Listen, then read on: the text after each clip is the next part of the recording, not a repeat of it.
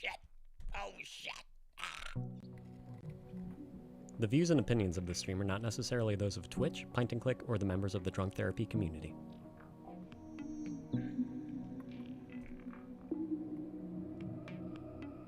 Drunk Therapy will begin in 2 minutes.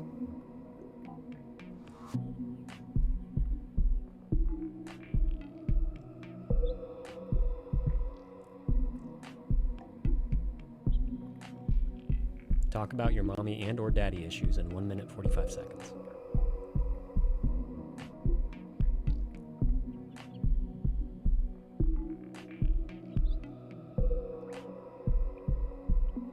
Tell us about the worst decisions you've made while drunk in 1 minute 30 seconds.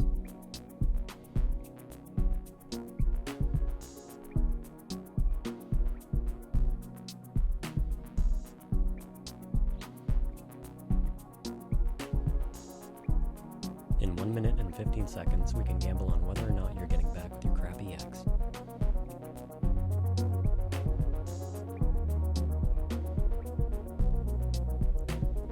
Listen to funny international accents that may or may not turn you on in 1 minute.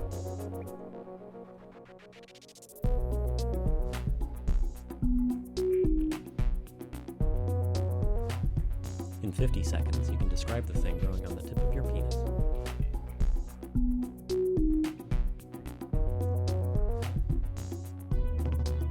In 1 second, I will say something redundant in 1 second. Ask if it's okay to mix heroin and caffeine in 30 seconds.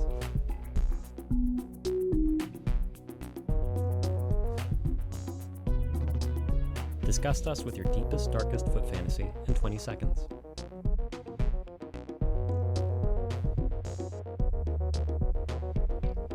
Pint will inform you that he is not a real therapist in 10 seconds.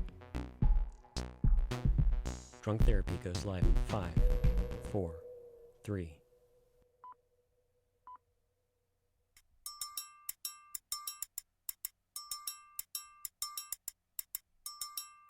Yeah. I haven't been circumcised. Jump off his reader. It's like the worst turn off ever. She was gonna raid his ass. Oh man, she's a dirty girl. Chris. Obviously. Cat. Obviously. Condom. Obviously. Family sucks. Obviously. Ruined our relationship. Pulled out her old foot pussy. Goodwill humping. This is not something that I enjoy. Does no one do foreplay anymore? I get home, really drunk. Bad daddy. Fight makeup sex. Bad daddy. Fight makeup sex. I never had a hangover. Harry is not giving up. A little brain gymnastics. The most romantic shit. He picks me up on his motorcycle. Sounds like me when I'm smoking weed. My asshole is just so wide. All right, okay. I don't understand it. I do put a lot of trust in you fuckers. Hello, everyone, and welcome to yet another Drunk Therapy session. I'm your humble host, Pint and Click, and no, I am not a licensed therapist. However, I do enjoy a good beer while listening to your bullshit. If you do want to come on the show and talk about your problems today, please type !join over there in the Twitch chat, followed by !Discord. Get your butt on in the voice chat if you'd like. What's up, Rose? How are you doing? I'm guessing that you are crocheting. No, it is not Walking Tall. It is not Stand By Me. It is not Tombstone. Solid guesses, though, Jack, I guess. None of them are related to this one at all. But yeah, all great movies. Real quick, a little announcement to make. We are having community movie night on Thursday next week, the 27th, 12 p.m. PST my time. If you haven't already, there is a poll in the hashtag Movie Mania thread in the Discord. Go pick what movie we're going to watch, huh? And then we'll have a viewing party in the Therapy Theater, also found in Discord. There. Oh, you're on Tinder. Well, wait a second. Aren't you 17, Rose? Rose, how old are you? If you're 17, please get the fuck right off there. No, not anymore. Okay, excellent. Congrats. Yay! Happy birthday! Happy birthday, Rose. Really, made me pucker up there for a second, but sphincter level 1000. I am so glad that you are 18 and on Tinder. Have fun, okay? Oh, it is your birthday today! It is your birthday! Yay! Everyone, wish Rose a happy birthday, please. What's up, T? How you doing? Good to see you again. Sincerely, glad you're back. Beer, it's been over 12 days since I wanted to start my comics and still didn't begin. Shit, you're in a real funk, huh? And depression's really hit you. Last time you were on here, and Jack, I see your comment, one sec. Last time you were having, I guess, ultimately what could have been maybe a panic attack, considering all the caffeine energy drinks you were taking. Minus water, minus what? Food? So what? What happened there, Beer? What happened? You gotta tell me. And T, are you the one? Sorry, were you from Germany? By the way, because Beer here is, he's Swiss German, and he's been looking for another German to join the stream for a while. So if my mind fails me, I apologize. It happens. But yes, okay, that's right. Ah, perfect. Oh, you're already acquainted. Perfect. That's wonderful. Yeah, sometimes stuff happens in the chat, happens in Discord, and it just flies right by me. Sue me. I don't know. Yes, everyone, it is Rose's birthday. What are you doing for your birthday, Rose, aside from, joining Tinder? Which, I'm gonna say, how I met my fucking wife. I stand by fucking Tinder and the power of online dating. Sincerely. People are out there that are perfect for you. Why limit yourself to finding them, Come on. Beer nothing. Took a pill and everything is good again. Well, good. Except for the fact that you're still depressed. Still can't be bothered to do your comic. You need a little inspiration, a little motivation or something. Do you want to jump in the chat, Beer, and we can talk about it a little? No one's in there yet. Jack, going backwards a little bit. You like Walking Tall? That was filmed in my hometown. Are you talking about the original or the one with The Rock? The original had Mr. Joe Don Baker. That's a name that I can just pull right out of my asshole. Classic. I never did see the one with The Rock, unfortunately. Apparently, when I was just a baby, I met the... Oh, I should have just finished reading the fucking comment. Huh. Wow. Oh, okay, Beer. That's, that's fine. That's fine. We can talk about it in here, buddy. Don't feel like doing anything anymore. Yeah, so you're really entering that cycle of depression, huh? Well, you know what we always say, you gotta break that cycle. You gotta push yourself to just do something positive for either yourself or your home, or for somebody. Just, whatever the routine's been lately, if it's been hard getting out of bed, if it's been hard feeding yourself, if it's been hard cleaning, self-care, man, yeah. One of the things that really helped me, and I know that I've discussed it on here before, is really just letting my body take control, because the mind is the master, right? The brain is the manager. They're the boss. And if you, forfeit that control and just allow your body to do its thing, sometimes that's really helped me. That's really helped me in the past. Allowing yourself to just, reach for the broom if you got to sweep. Just, let your hand guide you, and it will pull you. T, when I get Elvis depressedly, I like that. I tend to completely disregard myself and focus on others. Okay, interesting. Now, does that somehow circle back around and allow yourself to ultimately focus on you? There's also, a pretty strong belief here that, it's really hard to care for others when you cannot care for yourself. So it's kind of putting the cart before the horse a little bit, but if that gives you the motivation and the determination to ultimately turn that focus back around and start doing things for yourself, please fucking do it. I do think that doing things for others is a real strong motivator. And for me, it snowballs, it steamrolls. and makes the rest of the day something really productive when I start the day doing something for others. Who is that? Is that Jack? Jack! Hi, buddy. How you doing? Yeah, stuck on that blue, so I fucking beat you this time. That's right. That's right. Ooh! Applying to the Job Corps. That's what you're doing. That's a good way to spend your birthday, Rose. Good fucking luck. Seriously.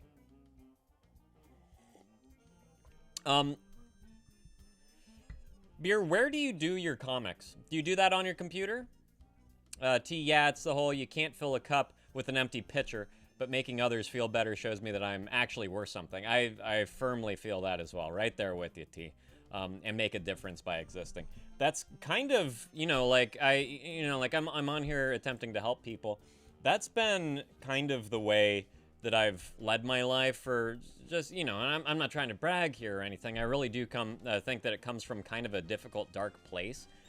Because I was parentified by my mom. I was the only man in her life. She looked for me for all of her own fucking support, especially emotionally, blah, blah, blah. It goes on and on. But I really do feel like being of service has it gave me purpose before I became a father. Now that is just a completely different fucking, turn the world upside down on its fucking head kind of, life meaning? I suppose. What's up, Tony? How you doing, buddy? So good to see you. Tony, if you haven't done the poll yet in Movie Mania, pick a fucking movie we're gonna watch. But yeah, I find just being and just like existing so much more gratifying when I know that I am of help and just living a life of service and really doing what I can, especially for those that I love. Naturally, I put them first. But also just wherever else I fit in. And I am a part of this massive fucking world. We're all, spinning out of control on this rock, right? And, just being here and helping in what small time I have to help in any way that I can. It really, I feel it. I feel like I'm making something of my time. And again, I'm not fucking bragging here. I'm not trying to make any of you, feel less or diminished or anything. That's how I find, my purpose. And that's also how just I go about my day-to-day life. I wake up helping my son, and it steamrolls from there,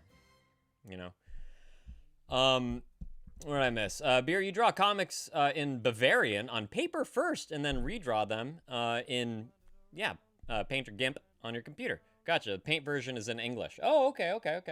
What's up, Hector? Good to see you, buddy, and thank you, Tony, for making use of the poll. Sorry, but I'm trying to, I'm right there with T. I totally agree with what T is saying, and just doing things for other people in order to motivate you for doing things for yourself. Yeah, catharsis. What? Cathartic? It's totally cathartic. It really is.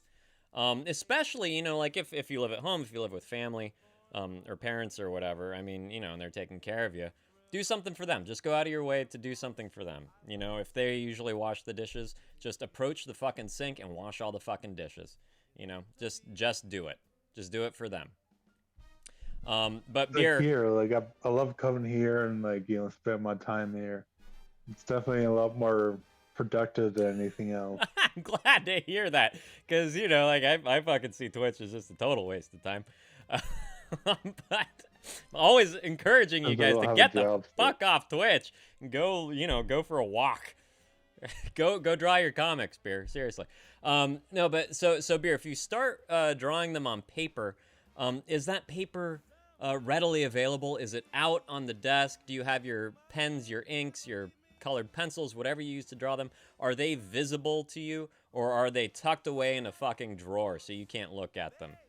So you don't walk past them every day and look down at them as you move by and think, I should stop and draw. You're looking at it right now. Why don't you mosey on a little bit closer there, buddy? And hey, nothing wrong with a good fucking comic about depression either. There's a lot of inspiration in depression. Wallflowers in the lead. Hey, no. There you go, All not bad options though.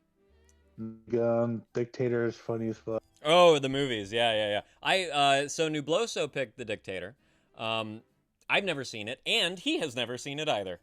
So, you know, we're both huge Sacha Baron Cohen fans, and neither of us have seen it. So I'm really glad to hear that it's funny. I've seen it in theaters actually. Oh, really? Yeah. Nice. I probably saw Borat like 5 times in theaters. I think that's my record for any movie that I've seen in theaters. Fucking love that movie. Beer, you know, like arguably the greatest art of all time, be it paintings, books, movies, music, whatever the fuck it is. Arguably the greatest art of all time has come from a place of misery and, you know, pain and depression and loneliness and grief and all that stuff. And I mean, by all means, please do use it as a motivator. You know, be real. Be real with it. And it doesn't even necessarily have to fall in line with the current strip that you're doing. You know, it can be a one-off. It can just be its own fucking thing. But just so long as you start to get something back down on the paper to motivate yourself to do more. I mean, I've only shown you a very curated version of my comics. Most of them are unreleased. Would you like to release them? Huh? We can have an opening today. Surprise opening for Beer's Comics. Who knew? Right? Who the fuck knew? Come on. What's your favorite comic? Comic strip or graphic novel? Graphic novel, of course. Yeah, Saga. My favorite graphic novel is Saga. I mean, you know, like, I guess it's, you know, comic book series, but ultimately, come on now. I can't, they violate Discord server rules. Oh, buddy, don't break my heart now. There's lots of good options, though. There are so many great options. It is such a, you know, like, for my generation, I think it was still a really overlooked form of storytelling, you know? Like, before my generation came around, it was really like, it was all superheroes, and kind of that was that. That was the only thing that people saw in comics. Of course, people have been writing, you know, graphic novels and historical things, and, you know, socio-political commentary, and like it's been the full gamut of types of comics and graphic novels since long before I was born. But it was such an overlooked form, and I've gotten so much out of them, you know, so much over the years. So I'm really glad that I set that stigma aside. I fully embraced my Do you remember nerddom. Bone? Oh, I love Bone, dude. I love Bone. That was actually my gateway drug into graphic novels. Jeff Smith wrote it, and once upon a time, Pixar was even supposed to adapt Bone, and they weren't going to do it the way he wanted to do it. So and the rights hadn't gone through yet, so he was just like, nope, took it back. And, you know, as far as I know, we'll never get an adaptation, which I would love an adaptation, but Bone itself is fucking perfect. If none of you out there have read Bone, do yourself a fucking favor. That's a great entryway into comics. It really is. It really fucking is. And from Bone, I think I got into Frank Miller and Sin City, and from there, Alan Moore, of course. I really like the Preacher. Punisher comics, though. The Punisher comics are awesome. Same with Daredevil, the Frank Miller Daredevil. Oh, I Fucking love Daredevil those. too. Yeah. Do you know which like a underrated comic is? Was it Etrigan? You know, do you remember Is Etrigan? which? Etrigan? Yeah, he's in the DC comics. He's I forgot his fucking, but he's kind of like in the Constantine comics, kind of. Oh god, yeah. I've never heard of that one. Send me a link. Send me a link, man. And Beer, I'm just gonna say, if, you know, like, DM me your comics, and I can determine whether or not they violate TOS or whatever, okay? How about that? I can determine that. I don't want you to assume anything. I don't want you to assume that you can't post art because you think that it violates TOS, even though it might not. Who fucking knows? So just send it to me. I've got, you know, thicker skin than most. So, anyway. How are you doing today, Jack? I'm doing alright. Yeah? My favorite comic is probably Invincible, but manga is Berserk. I love Right, Berserk so yeah. much. You I keep read the bringing whole up thing. Berserk. Yeah, I really got to get into that. And also, it's I don't know if it's because we've been talking about it on here, but it started to kind of like invade my Reddit and Facebook and stuff. It just started popping up, you know? Ooh, that looks cool, Jack. Demon. Yeah, I know. Etrigan the Hell Demon, is man. Earth. Etrigan returns. Cool. Any of you out there have any comics that you'd like to recommend? Any favorite graphic novels? Anything like that? Huh? Please. Sandman DC. Oh yeah, Sandman's great. Oh, Neil Gaiman. Oh. That one hurt. That one hurt. Tone, I mostly read Donald Duck comics and Garfield as a kid. Dude, I love Garfield. I absolutely love Garfield. Always have, always will. I would just sit on the floor of my bedroom in front of the heater grate, right? And I would read Garfield and The Far Side and Calvin and Hobbes religiously, over and over again.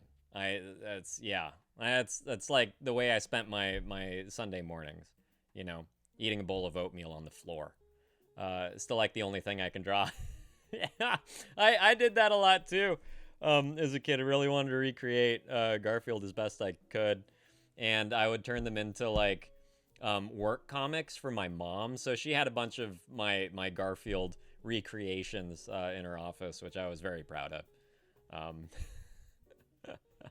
Love Garfield, man. Like I get him. I fucking get him. Fuck Mondays, you know. And I will inhale a lasagna anytime. Anytime. And I hate dogs. I don't hate dogs. I just don't want a dog.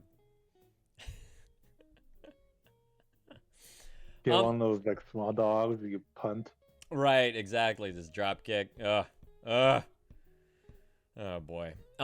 T, I wanted to ask, since I just found out last time that you're a streamer too. What do you stream? Are you a gamer? Do you stream IRL? What's your thing?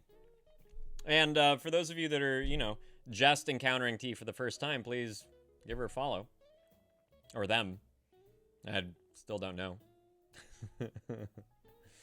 Tone, my paint masterpiece is still up on Discord in the art channel. Laugh my ass off. What's the paint masterpiece? Which one was that? How long ago was it? I am scrolling. There goes Big Toe Joe. Man, I'm going backwards real far, dude. February 7th? All the way back in... Oh, there it is. Wait, no, that's Big Toe Joe again. Scroll. Oh, wait, no, that's Big Toe Joe again. Onion Knight. Oh, there he is. There's Garfield. There he is. Dude, have you ever seen there's that Reddit, that subreddit for, it's like demonic Garfield. Do you know what I'm talking about, Jack? No. Who, Bill Murray? No. It's like people have done their own adaptations of Garfield, except it's all like in the different levels of hell. And, you know, Garfield has, you know, like 7 mouths, and he's just like, about to consume John and Odie. It's crazy shit. It's fucking crazy shit. What's it called, Tone? What's it called? You gotta know what this is. You gotta know what this is, man. Fuck is this?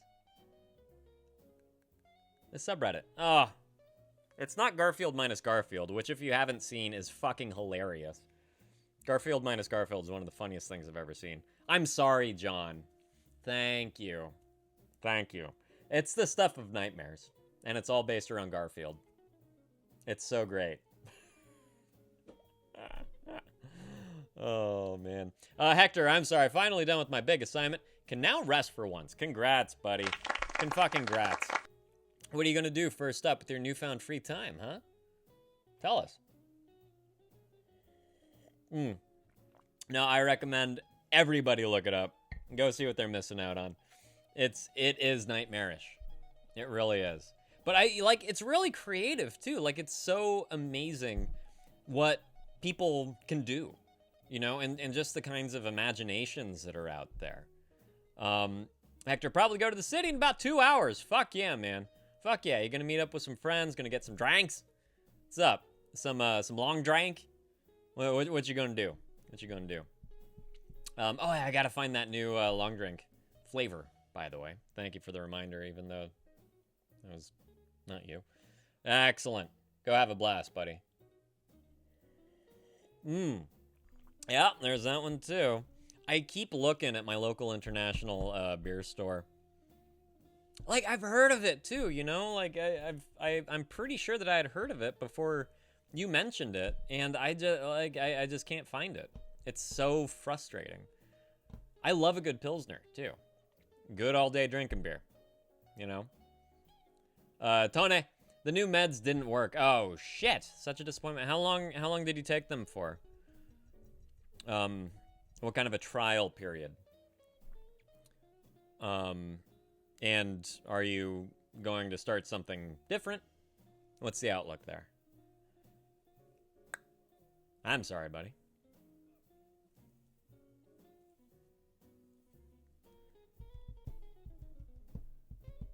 Did we lose T? I wanted to get to know them a little bit. That was quick.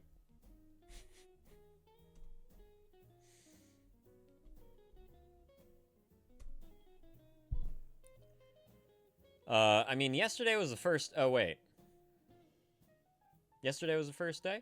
Noticed during the day that it only made me somewhat tired and didn't have the same effect as the earlier one. I mean, typically, it takes a couple weeks for them to truly take effect. So, you know, did you talk to your doctor about it? Is it the kind that is meant to work immediately?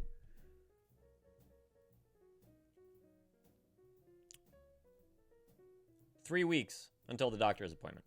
Okay, can you call or email or something? You bet the dose is too slow. Are you still taking it anyway, though? Like, as you were prescribed to do?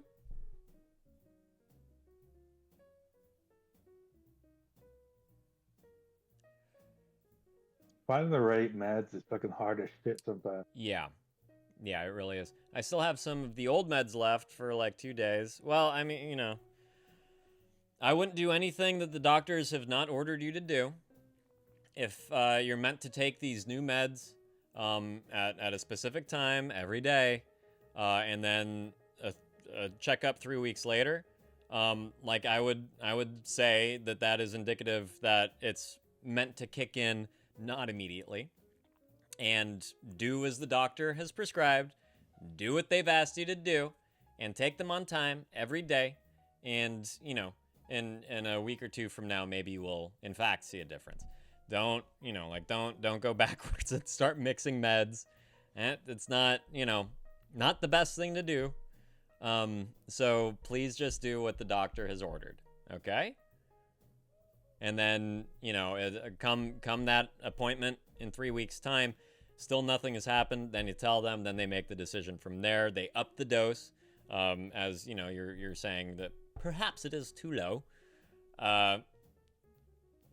Maybe they'll up the dose then. It's ADHD meds, so it doesn't matter if I take it or not. Well, yeah, but what I'm saying is that it's potentially the kind that you know, like, your body grows accustomed to and starts working with after a 2-week bench point, you know?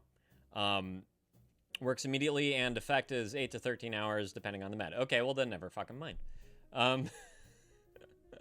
Yeah, potentially the dose is too low. You can't make a phone call, send an email, a message. A lot of, you know, like, at least around here, we can open up, you know, I'm on Kaiser. Just open up the Kaiser app and send the doctor a message, you know, and then they get back to you when they get back to you. But can you do anything like that? You have to wait for an appointment?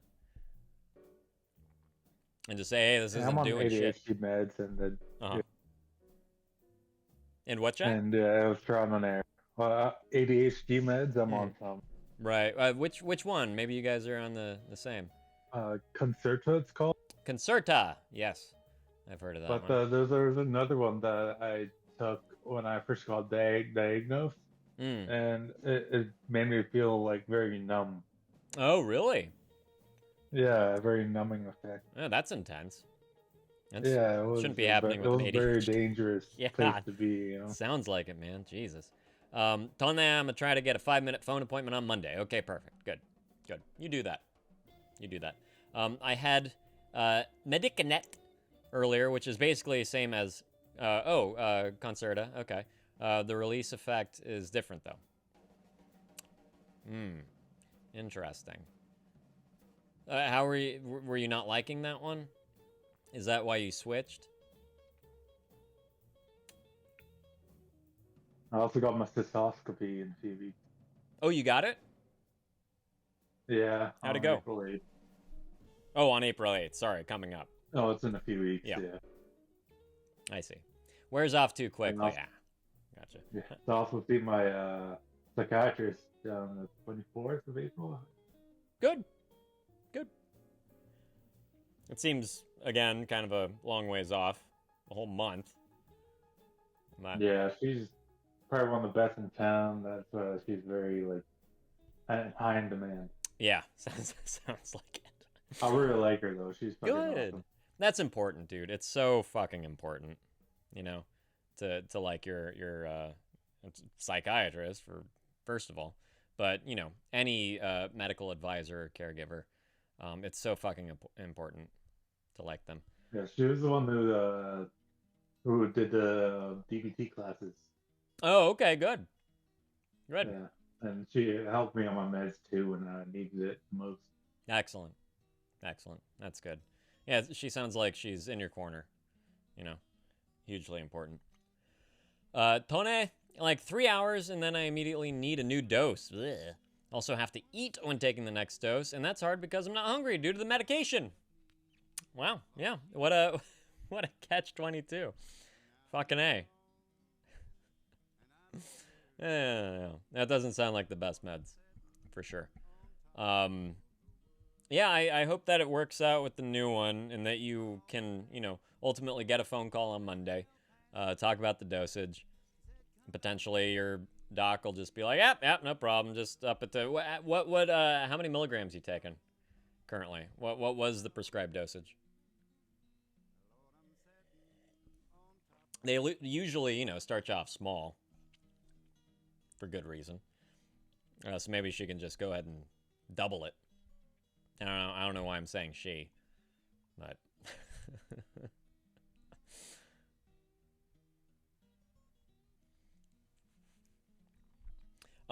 Tone, you've seen Naked Gun, right? I'm sorry, not Tone. Jack. Jack. Fucking O.J. Simpson. Yeah, he's in all three of them.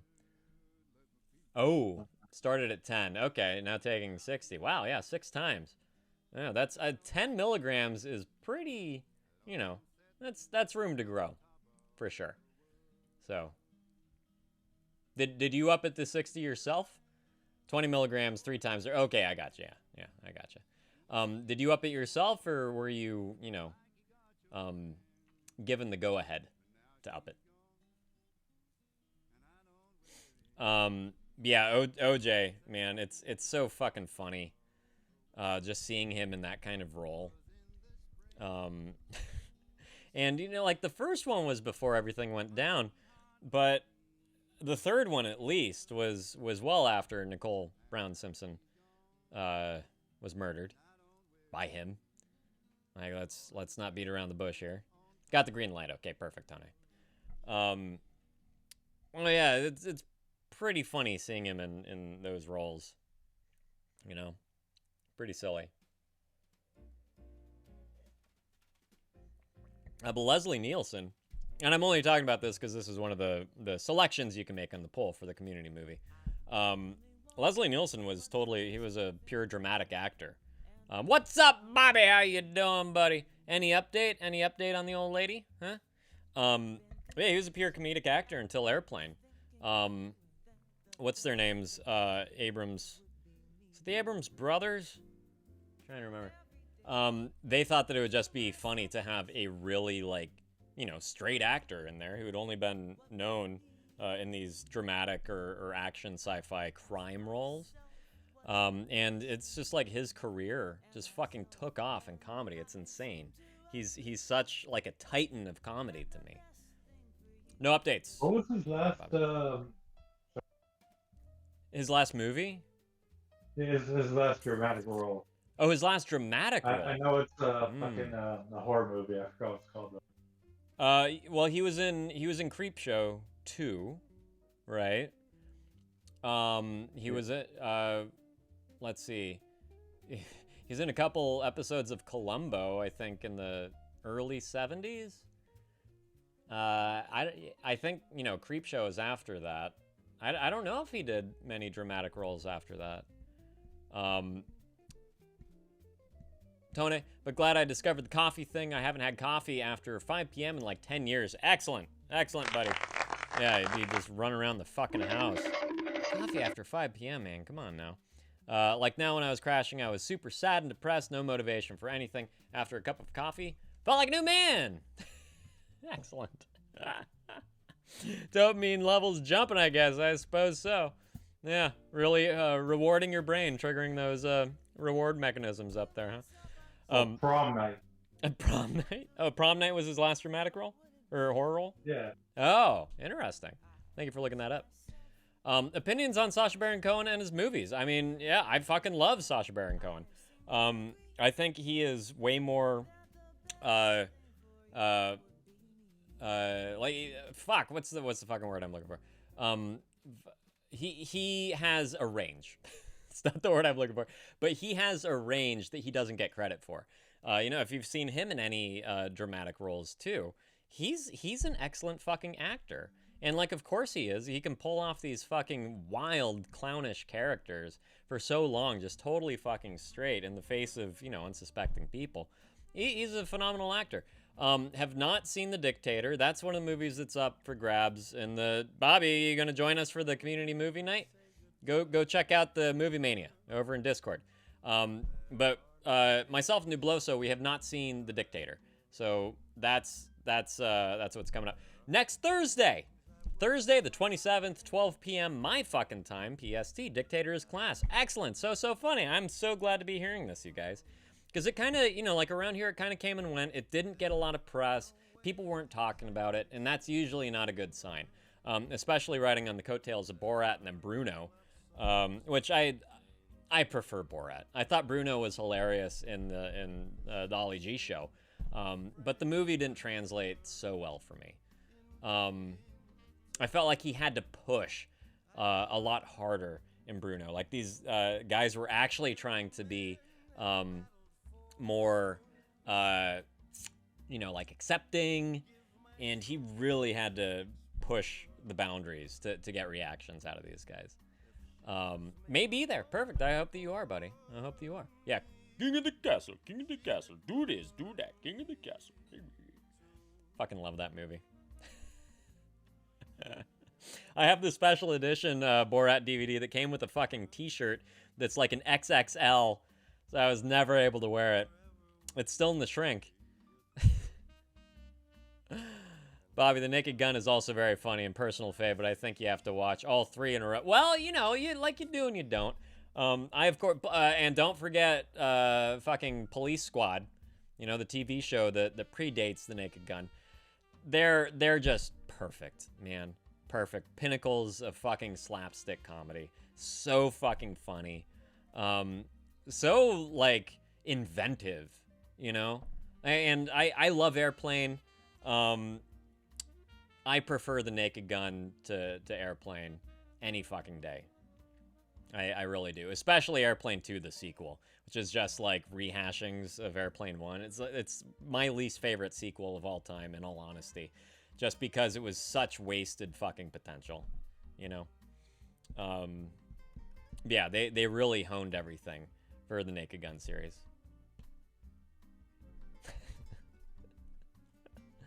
Trying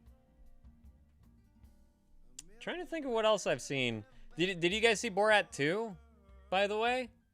Which was fucking hilarious. This is like kind of perfect timing. I needed that. I needed that bad during the pandemic. Leslie Nielsen and George Kennedy's... Oh, yeah. I love George Kennedy, man. He's so fucking good. He's great in Charade. He's great in The Eiger Sanction. He has so many fucking classic roles. Yeah, good. Man, early 80s was fucking prime for horror movies. Really was. Prom Night, Prowler. Yeah. I really like Prowler. I don't think I've seen Prowler. It's Tom Savini's effects in it. It's really Oh, fucking good. cool. Excellent. Was that around Maniac? Around there, yeah. Around there, yeah. I think it was like 81, 82. Okay, yeah. Yeah, so around there. Yeah, I mean, American Werewolf in London. My Bloody Valentine. My Bloody Valentine. Yeah, that one's fun as hell. Oh god, yeah. No, 80s and horror. I mean, like The Thing, The Fly, Shining, of course. It's yeah. I think that's probably the greatest decade of horror. You know, every now and then you still get a gem, and I feel like it's come back around to a certain degree. But I still have a problem with modern day horror films.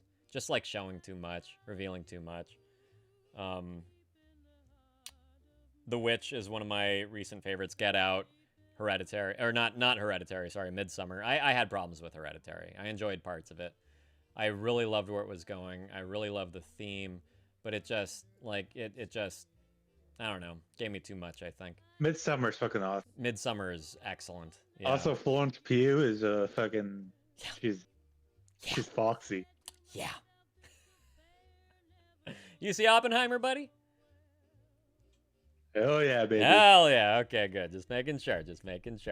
I saw it in theaters. Yeah. Never.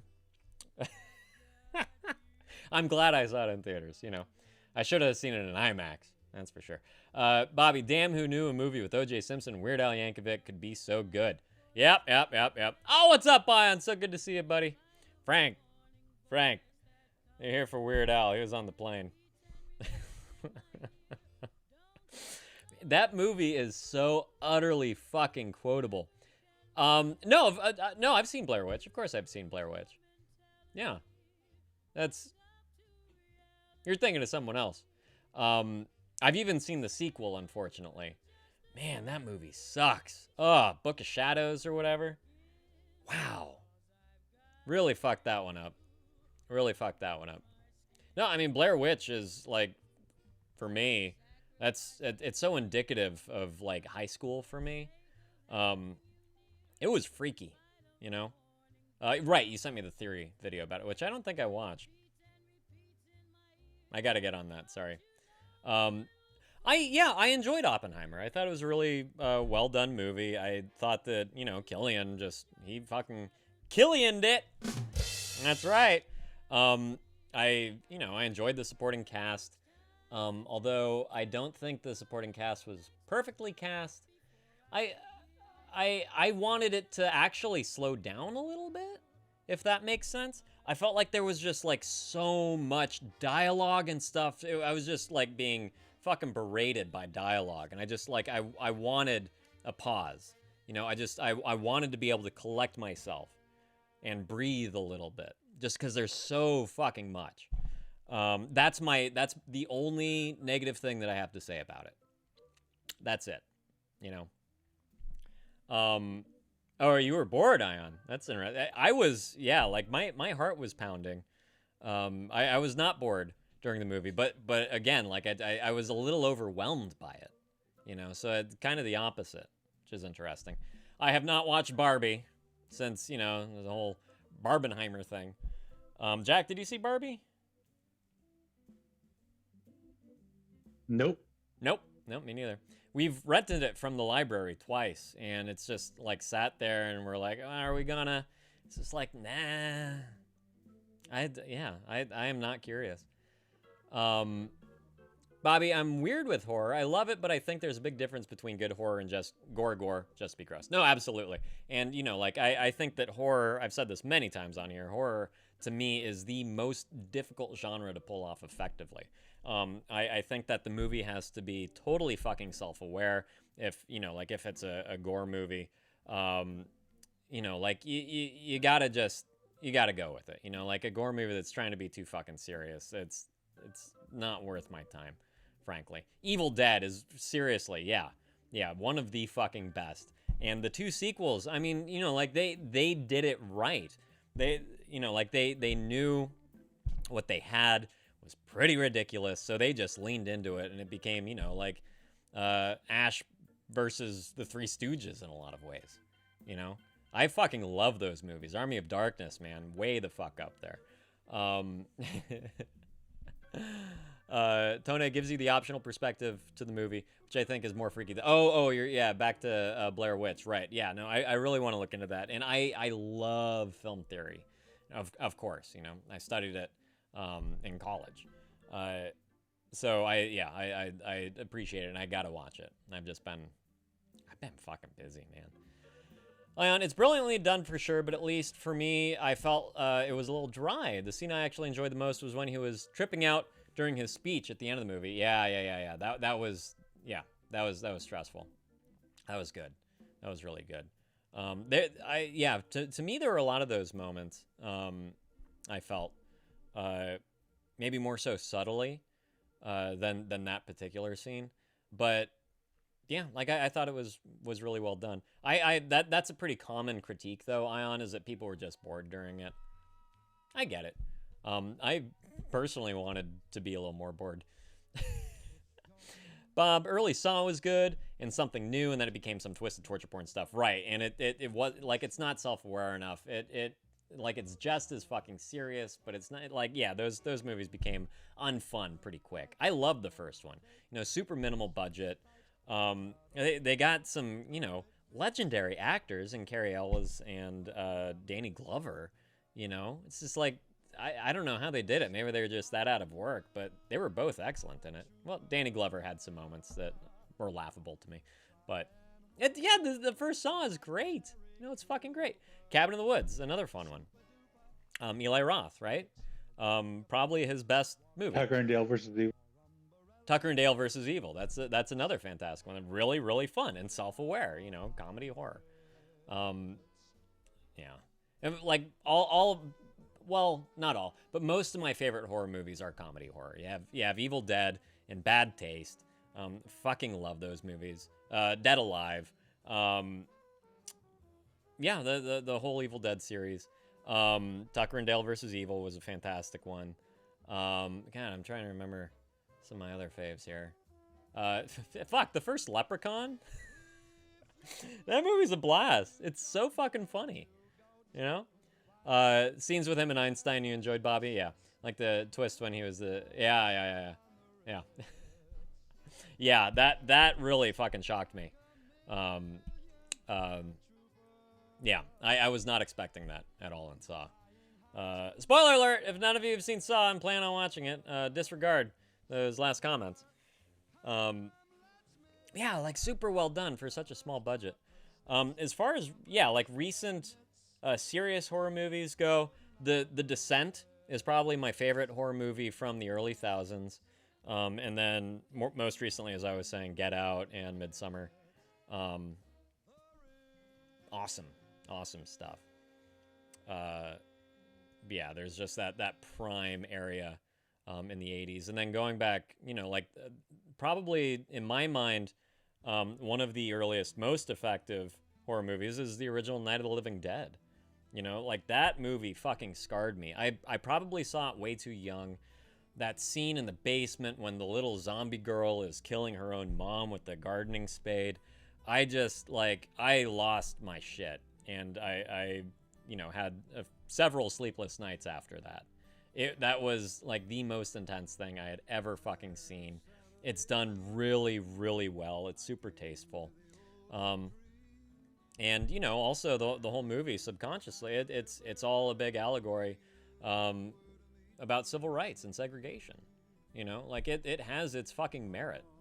It deserves to be, like, regarded as something very important Ion, you love the Descent. Yeah. Oh, and Event Horizon, which we keep bringing up. Jack, absolutely. I never saw Cube. Cube is one that I never saw. I was intrigued by it. What, the remake with Paris Hilton? Yeah. Never saw that, but I did look up her death scene. remake. Right. Oh, no, not the Psycho remake. I did think that the remake of Texas Chainsaw Massacre was pretty good. With Jessica Biel. I enjoyed that one. And you can't go wrong with R. Lee Ermey, you know, as the sheriff. Such a good actor. Who's in Cube again, Bobby? I'm trying to remember. Like, I can kind of picture the trailer in my mind, but yeah, that's one I never saw.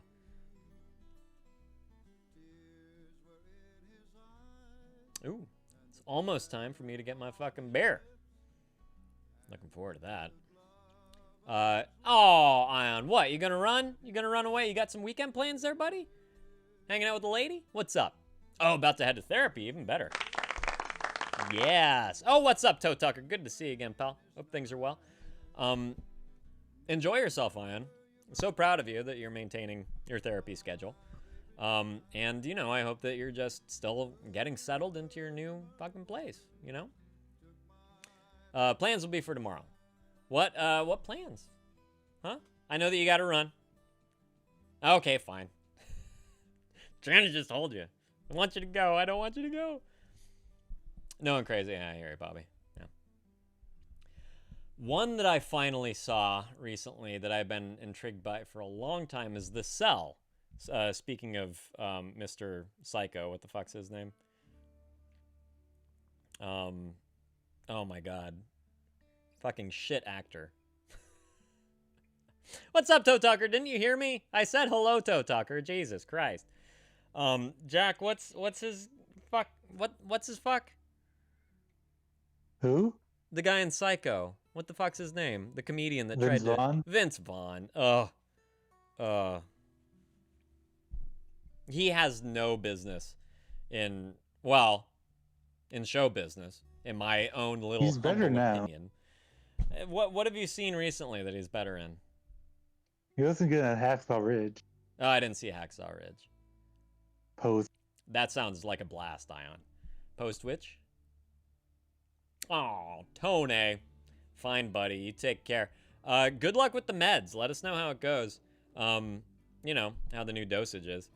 And, yeah, good luck getting a call on Monday. Let us know how that goes as well. What would you say is the biggest drop-off in terms of movie sequels from peak original to bomb sequel? Well, there's, you know, like, there's some instances of the sequels just absolutely killing any chance of the series to continue, right? Joker 2, that's prime example. There was the Andrew Garfield Spider-Man sequel, right? That killed the third movie. Probably Airplane, you know? Probably. That movie sucked. That movie was awful. How dare they? You know, how absolutely fucking dare they? It's not a sequel, but Buckaroo Banzai Across the Fourth Dimension. You guys ever see that? Or Eighth Dimension? Any of you guys ever seen that with what's his name from RoboCop? Peter Weller. And Jonathan. Oh God, what the fuck's his name? That movie is pure 80s. That movie is pure fucking 80s, like sci-fi comedy. It's so fucking good. He's, you know, like he's a rock band leading superhero. It's so fucking good. It's crazy. Ring 2, yeah, that's another one, Bobby, for fucking sure. That one sucked. I was a huge fan of The First Ring. That's another one that I would put in my favorites of the early thousands. The First Ring, oh my God, that movie fucked with me. I was driving at I already had my driver's license. My friends and I had gone out and I had picked them all up to go to the movies. And after I dropped my last friend off, after after the movie, I kept like thinking I was seeing fucking Samara in my rearview mirror. I was freaked the fuck out. I was so scared after that movie. Oh yeah. Yeah, I don't know why they, I know why they bothered, because Hollywood is just a money-grubbing cesspool, Like, that's why anything is made, right? Truly. But yeah, the first Ring really fucked me up. Jaws the Revenge. Yeah. I mean, Jaws 2 should have killed that series. I don't know how they made it to 4 after the atrocity that is Jaws 3D. Toe Tucker, what's up, man? What's up? You keep trying to get our attention. But if you're unfamiliar with Jaws the Revenge, which is Jaws 4, it's essentially the son of Jaws getting revenge on the people that killed Daddy Jaws back in the first movie. Toe Tucker, why are you... What's up? Just tell us what you want, man. Just tell us what you need. We don't have to play this game, Just say what's up. Right, Speed 2. Another one that just didn't have to happen. And a boat. Yeah. Oh, God. But, like, exactly what they're thinking. When that thing gets greenlit, exactly what they're thinking. They're just seeing dollar signs in their eyes. That's it. That's the only impetus for any of this shit to get made. And, personally, it's fucking pathetic. Let me think. There's some other good ones. Did you know that there was, in fact, a sequel to Spinal Tap? That was, I think, in the early thousands. And they just pretended that it never happened. I don't even know if you can find it. I'm surprised that they're coming out with another one this year. I'm glad. I'm fucking glad that they're coming out with another one. But there already was another one that they just don't talk about. Son of the Mask. Did you like Almost Famous? Did I like it? Yeah. Yeah, that movie's so fucking great, man. It's so good. Penny Lane. I am a golden god. Ah. God, and the soundtrack. I had that soundtrack on CD. It was so fucking good. No, that movie's great. I feel like you're the Philip Seymour Hoffman to it. Yeah, like the character. What you feel? What about Philip Seymour Hoffman? That you are him. That I am him. I'll take it. That movie. I'll take it. I'll take it. Oh, thank you very much. Yeah. Son of the Mask, absolutely. Yeah. Dude, no, they had several Karate Kids and Surf Ninjas. Of course, Teenage Mutant Ninja Turtles. What's up, AK? How's it going? How's your mom doing? Any updates? We're just talking movies right now. By the way, AK, if you have yet to see the poll over there in the Movie Mania, please take a pick for what we're going to watch on our next community movie night. That's going to happen next Thursday, the 27th, at 12 p.m. my time, PST. It's between The Naked Gun, The Dictator, and Perks of Being a Wallflower. My mom's doing good. I'm doing okay. Excellent, AK. I'm glad that you're okay. That's a decent baseline, Does she need much attention? Have you been helping out with her? What's your role been looking like in this? Well, you're in too. What's up, Billy? How you doing, buddy? So glad that you're here. Seriously, you guys, if you have not seen the poll over in Movie Mania, go vote. Fucking vote. Oh, American Psycho 2. Did you That's pick right. I always forget Naked that happens. Gun? Dr. Bear, how you doing, buddy? Yep. Mine was Naked Gun. The Dictator was Nubloso. And Clover, welcome back. So good to see you. Always a pleasure. And Perks of Being a Wallflower was Jax. So thank you for picking one, Jack. Everyone, this time it was, myself and the mods. That's who picked. But what I'm going to do is whoever voted for the winning movie, they get to submit one for the next poll for next month. Okay, I'm going to do my best to make this a monthly thing once again. I feel like there's enough excitement, enough new people that will prompt, you know, like, we'll see how many people show up. But there's been a lot of talk about us having a fucking community movie night again. Ace Ventura Jr., I totally forgot that happened. I mean, when nature calls...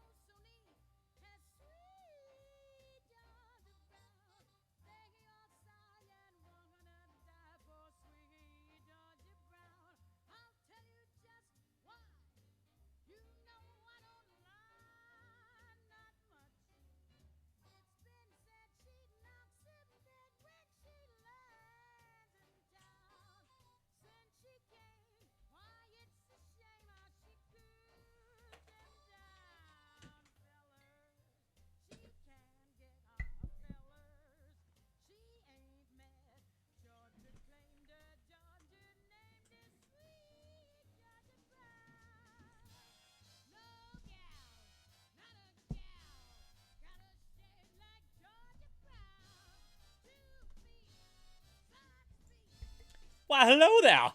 I'm back with my bear. Thank you, Bobby, for the reminder. Appreciate that. Got some leftovers from St. Patty's Day. If you're just joining us, we ain't talking about shit. We're talking about movies, and I fucking love it. Mixed with some updates. Yeah, Dr. Bear, you are just too fucking badass for words, man. Where did you go? You deliver some cargo? What's up with that? AK, going to a concert with Alex tonight, which I'm looking forward to. Who are you seeing? Who the fuck are you seeing? I was sick this morning, and I was worried I wouldn't go, but I feel fine now, thank God. Thank God indeed. Jesus Christ. It's your friend's band. Excellent. Davy Jones's locker. That's great. That sounds like a good combo. Pirate emo punk. AK. Oh, what's up, Nubloso? Yes, so far so good. And yeah, I checked this morning if I had any driver updates. I didn't. AK. Check out a band called Man Man. If you haven't, they're like pirate punk. If I could ever identify a band that's like pirate punk. Man Man. Just the word twice. They're excellent. Their first album is probably my favorite. The Man with a face in a turban, or the Man in a turban with a face, I think is what it's called.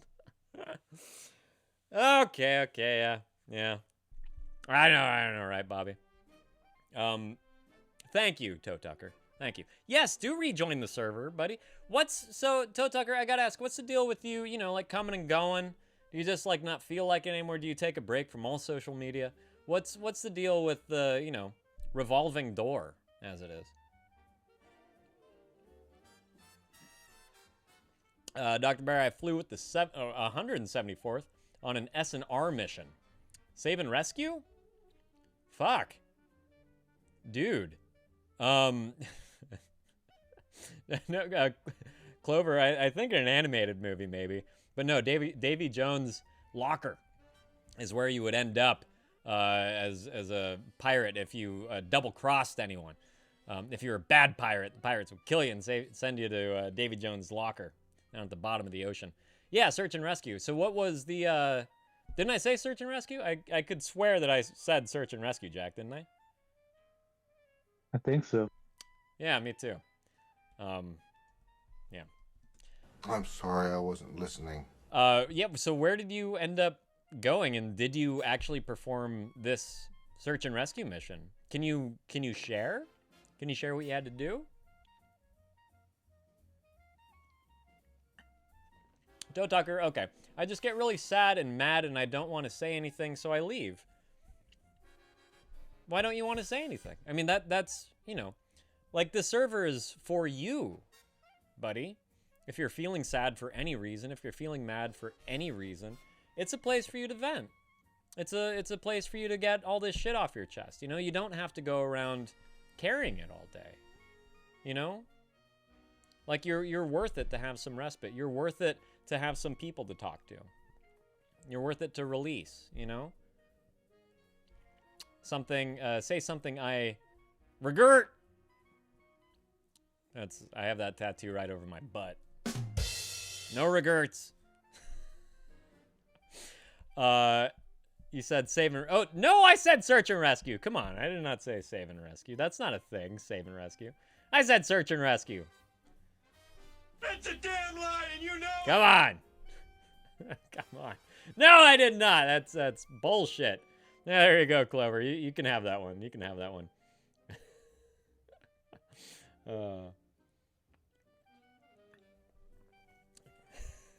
Don't you go clipping it. You did say... Oh, did I really? Wow. Man, I am such a fucking loser. This shit. You really are. I really am. I know it's search and rescue. Whatever. I don't believe you guys. I don't believe you. I get so goddamn diuretic when I sit here, and my mouth just never stops. Oh, you're doing Alex's makeup for the show. Excellent. Oh, AK, if he's okay with it, I want to see what they look like. You got to post a picture of them performing. I want to see the getup. Do they also have a costume? This sounds fucking great, AK. There you go, Clover. Perfect place for it. Perfect place for it. Toe Tucker, are you still typing, by the way? Oh, come on. You gotta let us know what's up, man. Like what do you regret? What is it? Like this, I have literally, I started this place for people like you. What? Okay. Like you.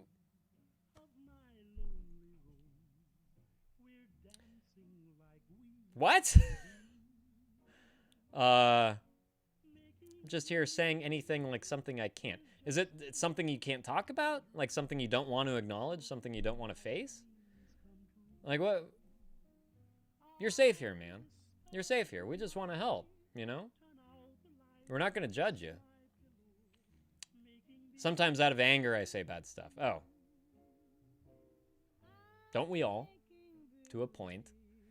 And then, you know, you grow up, you recognize the signs when you're about to say something you're going to regret, and you stop yourself, you know? You stop yourself.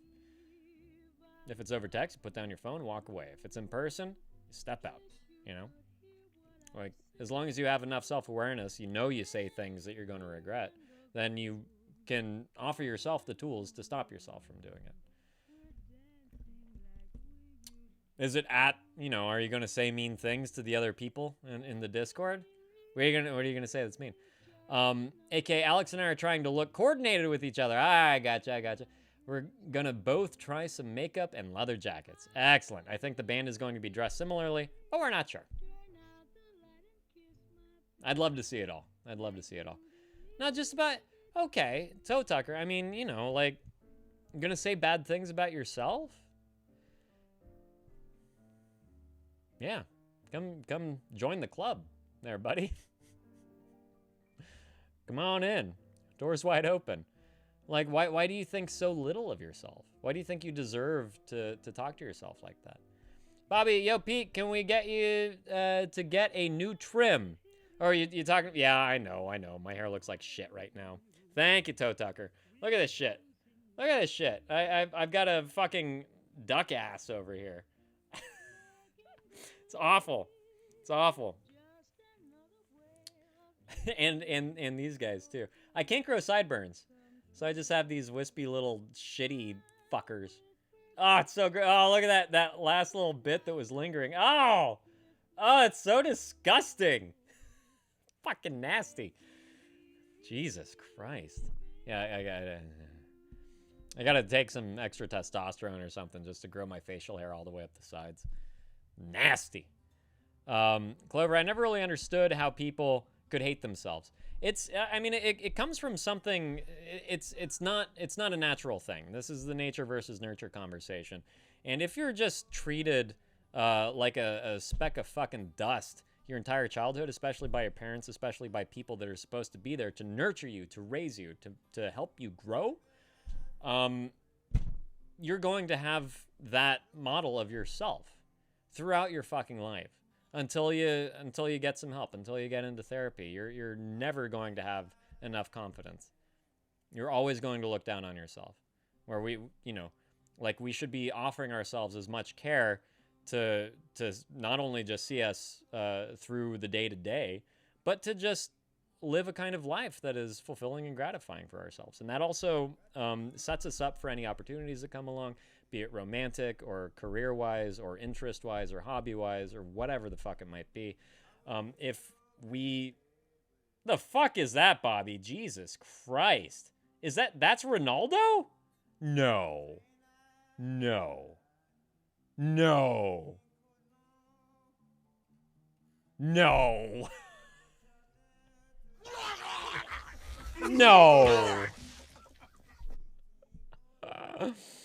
Oh god. Yeah, Nublo, so it's Lord of the fucking Rings back here, yeah. Jesus Christ. But yeah, Clover, it comes from a place where we're conditioned to think this way about ourselves. And I was getting into it a little bit earlier before you came in here, just about being of service to people and, like living a life of service. You can take that to mean whatever the fuck you want it to mean. But I was conditioned from a very young age to essentially support my mom in all things emotional. And I wasn't allowed to be the focus. I wasn't allowed to receive the praise. It all had to go to her, from me. I was the only man in her life for a number of years, and everything that should have been accomplished by a partner, like a romantic fucking partner. What's up, Spoon? How you doing? It had to come from me. And so I had that on my shoulders throughout my childhood. until I left the house and I was finally able to break free of that. And, you know, like, she still calls fucking every day. And that's the only reason why she gifts anything, is for the praise. That's the only reason why she does anything kind, is for the praise. She does it for herself. She doesn't do anything out of kindness. She does it from a place of selfishness.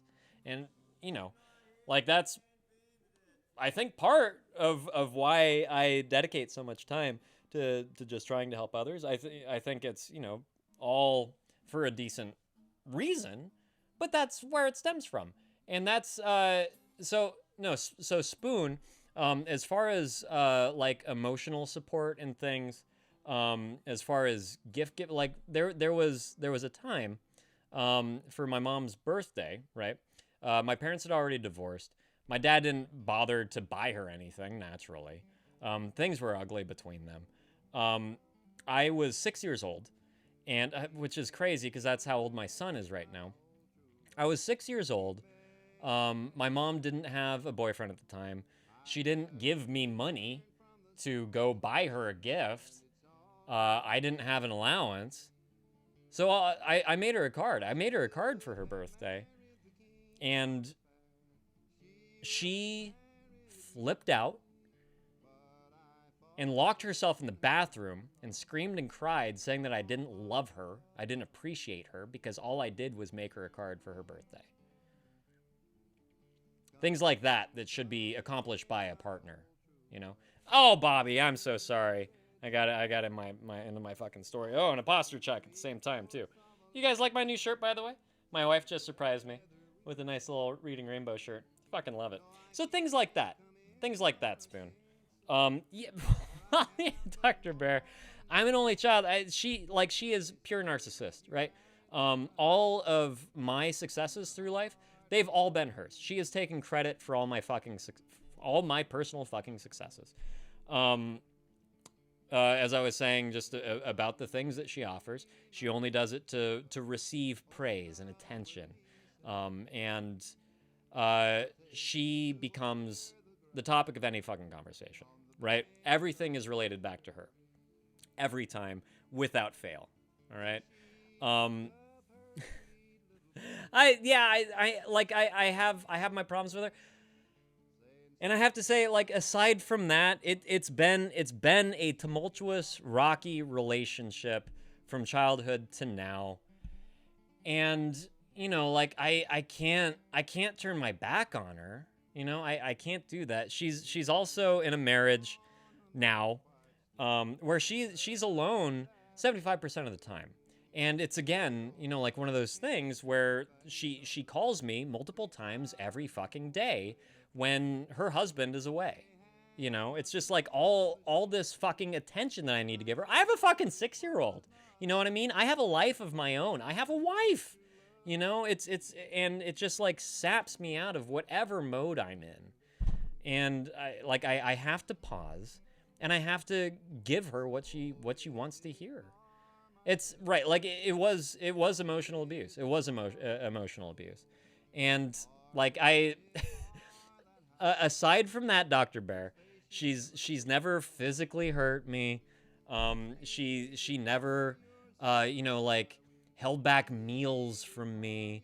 It was never an abuse past that. I know that she's never meant it. It's always been this underlying fucking, you know, subconsciousness of just pure narcissistic personality. She hadn't even heard the word narcissist until just before the fucking pandemic. That shocked the shit out of me. No, I know that I don't offer her any. I know that I don't owe her anything, and it's, you know, like for all intents and purposes, it's the same thing with my wife and her mom. She had kids to have slaves to serve her, and comparatively, my mom is a fucking angel compared to my wife's mom, and that is a true fucking fact. My wife's mom fucking abandoned them when they were teenagers. Abandoned my wife and her sister, who had to go beg for fucking rice from the neighborhood just to fucking eat, you know? And then she crawls back into their lives, and my wife's sister is putting her up in their fucking house. She's been living at my sister-in-law's house for almost a decade now. And she still, this has been a topic in here recently, she still bites the hand that feeds her. She still fucking has fights with them over fucking nothing. Most recently, she just, like, gave the cold shoulder to my brother-in-law and just, like, would refuse to talk to him in his own fucking house. She doesn't pay any bills. She doesn't buy groceries. She doesn't pick up the kids from school. She doesn't cook or clean. She's you know, she's a leech. She's a fucking leech. And then she comes over here after she has a fight over there and crashes on our fucking couch so I can't use the fucking living room, my own fucking TV. And she just smolders and just like scrolls on her phone angrily and complains about everyone that she fucking knows. And, you know, like, and it's so much fucking worse for my wife. So we support ourselves. I know, Dr. Bear. I know. We've had this conversation with her often. It really comes down to you can't stay here for that long. Like, that's the boundary. You know, she has a key. We don't own this house. We can't go just like change the lock. We have to get permission. And it's another thing where, like, we are at least aware of all the shit that they try to pull. You know, like my wife studied psychology at school. She spent years in fucking therapy. She still sees her therapist on a regular basis. It's not something that we also like don't manage in the time as well. You know, like my mother-in-law gives my wife shit, my wife sends it right back. Or if it's like last time she was here, she was about to go back to the Philippines, which is where she is now. Thank fucking God. But she was like, by the time I get back, my grandson is going to be so much taller. And then she looked at my wife and she was like, and my daughter's going to be skinny and pretty again. And I was just like, hey, this woman is fucking sexy. She is beautiful and fucking perfect. And I wanted to say, like, and I want to fuck her every night. And when was the last time someone wanted to fuck you, you old hag? No, that's what I wanted to say. My wife, she's been faced with that her entire life. Through all her fucking family. All her fucking blood relatives. All her fucking aunts. Aunts, man. It's like, how can women be so fucking cruel to other women? You know? How the fuck can an older woman be so fucking cruel to a younger woman after they have fucking faced all that shit themselves? Why perpetuate this shit? You know? Perfect recipe for a goddamn eating disorder. You know? It's, yeah, I know. Just have nice, just you know, just be born into a decent family. The fuck's the matter with you? Like, anyways, that's, you know, so my wife and I, like, we're fully aware of everything that's going on. We are fully aware of all their manipulation tactics.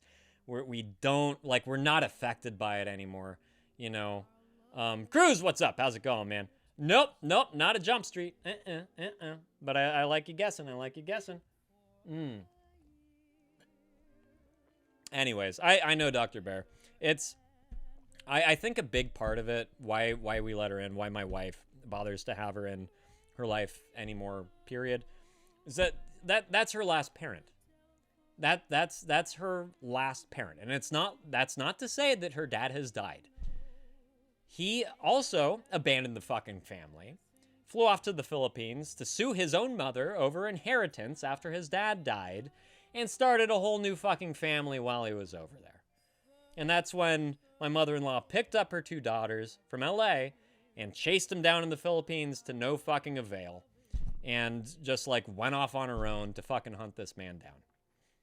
Meanwhile, also started partying and having little flings of her own, you know. So yeah, it's all the fun Filipino drama. Exactly, Cruz boy. So this is, you know, my wife's last parent. She has a rocky relationship with her sister now because of who she married. Like, things are tense. Things are tough. My wife doesn't have a lot of family outside of the family that I have introduced to her in her life. You know, like, she's way closer to my dad than anyone else in her own fucking family. you know. But she does feel obligated. We talk about this from time to time, just about how negative everything is. After this recent time, after her mom came to crash and hide out from her son-in-law, my wife met with her psychiatrist, upped her fucking dose, you know? Upped her fucking dose. Get those anxiety meds going, you know? It's like she knows exactly what's happening. She's, you know, constantly talking about it with me and, more importantly, her fucking psychiatrist. And, you know, we make do. We make do. Spoon, your aunts are pretty bad, but not to you. I'm very glad to hear that. I'm very glad to hear that. You love your aunts, Clover. Yeah, that's excellent. Being born a woman is, yeah. Spoon. Spoon, are you a lady? Did I not know this before? You know, forgive me. I don't have, you know, you can all see me. I can't see any of you. So please do forgive me. Toa Talker. There you go. Oh, okay. There you go. Thank you. So, yes. You're male. There we go. Okay. Goodness me. So I gotta ask, Spoon. Did you have much familial support growing up? Like, when did you know? When did you know, and how supportive was your family? When, you know, like when dialogue happened, if it ever happened, did you have to hide yourself? You still don't. Oh, Spoon. Fuck. Okay. I am so fucking sorry to hear that. On behalf of all those fuckers that turn their backs on you. I'm sorry. And, you know, just outright here for you. Sincerely. Just totally here for you. Yeah. That is bullshit. You've never... I'm sorry, you've never...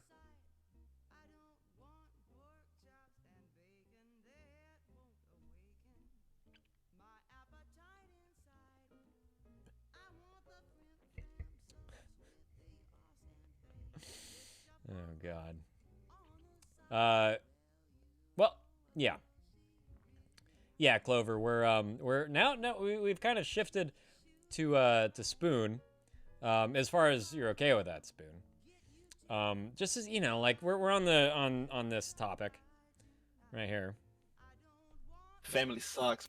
Well, there you go. And the wise words of Nubloso. That's what we're getting into right now. And I would just, you know, as long as Spoon is willing to share, no fucking pressure. Seriously, no pressure, Spoon. I just, you know, I would love to know more about what you faced growing up. And my wife and I were just talking about this morning. And I don't remember how it came up. But you have parents that don't believe mental health exists. Excellent. Wow, yeah. Go parents. Cream of the crop right there. Ah, I'm so sorry, Spoon.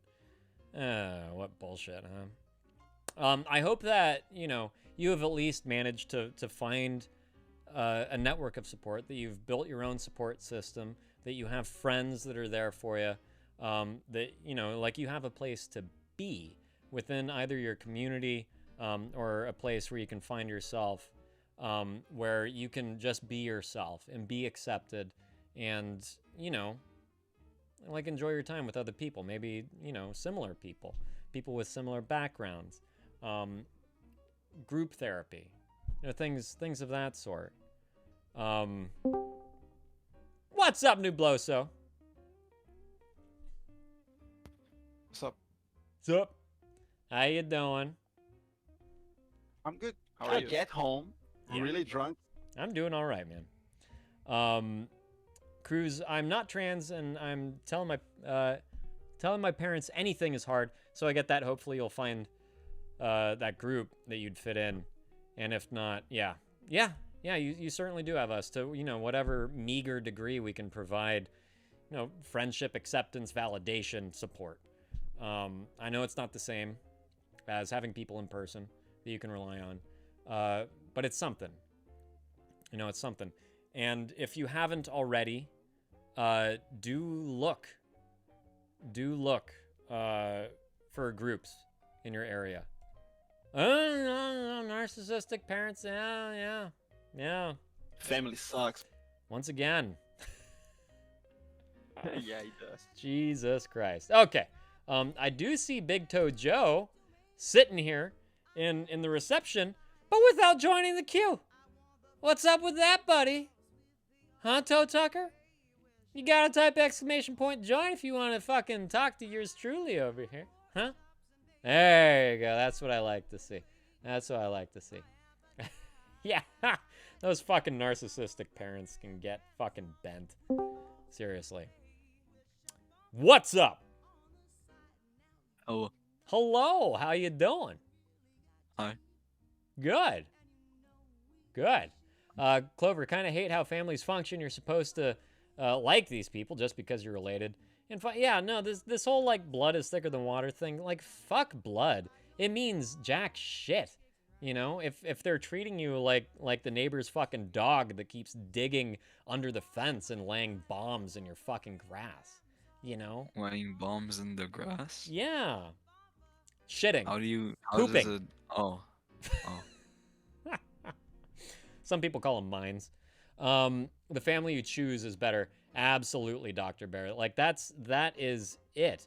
Like you grow up, you get out of the fucking house, and you find your family eventually. Those people that respect you, that accept you for who you are, that don't have any qualms with the way you look, with your tastes. And those are the people that you keep close. You get to choose who your family is later on. Spoon, remind me how old you are? And then Toe Tucker, I'm going to get to you, buddy.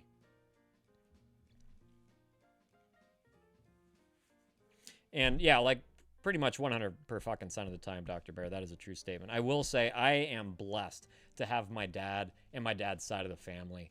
They are all just magnificent fucking people. I don't know if it's the San Francisco heritage. I don't know if it's the fact that, like my dad was raised Mormon. He was excommunicated and the entire family followed suit after that. But the one good thing about Mormon faith is that it is so fucking family oriented. I think that I'm starting to negate my own point because they are also huge fucking homophobes. So I don't know where it comes from, but they are all such great, kind, art-driven people. Like my uncle is a lifelong fucking studio musician, live musician. That's how he gets paid. My other uncle was an artist, a painter, a sketch artist, a teacher of film. He taught fucking film. His favorite band was Devo. I don't... They're so fucking arts oriented, and I don't know if that's just really made them just love life a little bit more and find deeper meaning to all of this and find an actual kind of meaning and all that stuff. Oh, Toady, welcome back. I'm glad that you watched Dune. I hope you watched the remake. There's no stronger love than Christian 8. Love it, Clover. Absolutely. Nearly 25, Spoon. Okay. Yeah. Dr. Bear, I've seen so many abusive families over the years, and it's always the most infuriating part. Oh, God, yeah.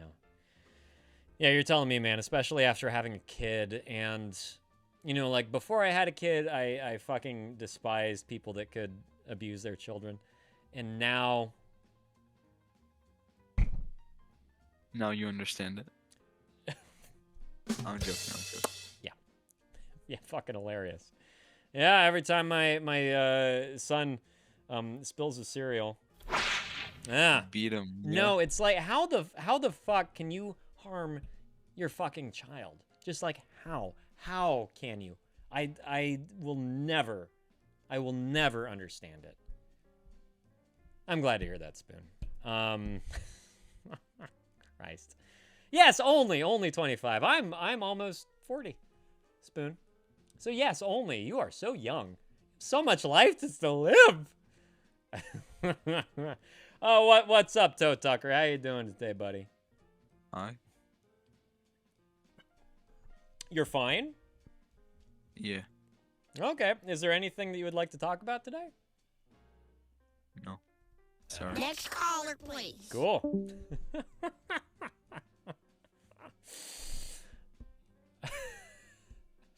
Spoon saw dad spank his child in public yesterday. Oh my god. Where are you from? Spoon, where the fuck are you from? And thank you. Thank you, by the way. The trick? Stay out of the sun. Just don't go in the sun. Yeah. Oh, Jesus Christ. No, of course not. Of course not. Cruz? Hell no. Minnesota? Fuck. The Jolly North? Are you kidding me? What's up, Jack? Welcome back. I cannot see, like, the nicest people I know. I was just mentioning, you know, like, my dad's side of the family. My uncle married my aunt, who is the nicest woman in the fucking world from Minnesota. And I don't work at a Coco Melon attraction. Oh no. Oh no. That is disturbing. I am so sorry, Spoon. That is so fucking disturbing. I don't know where she's from specifically, if that's what you're asking. T, welcome back. Yeah, I love the Minnesotan accent. That kind of combo of like country bumpkin and Canadian. It's lovely. It's so endearing. I love it. I love it. So Cruz, I mean, you know, like my wife wasn't beat by her parents. Oh, ad break. Maybe I'll wait.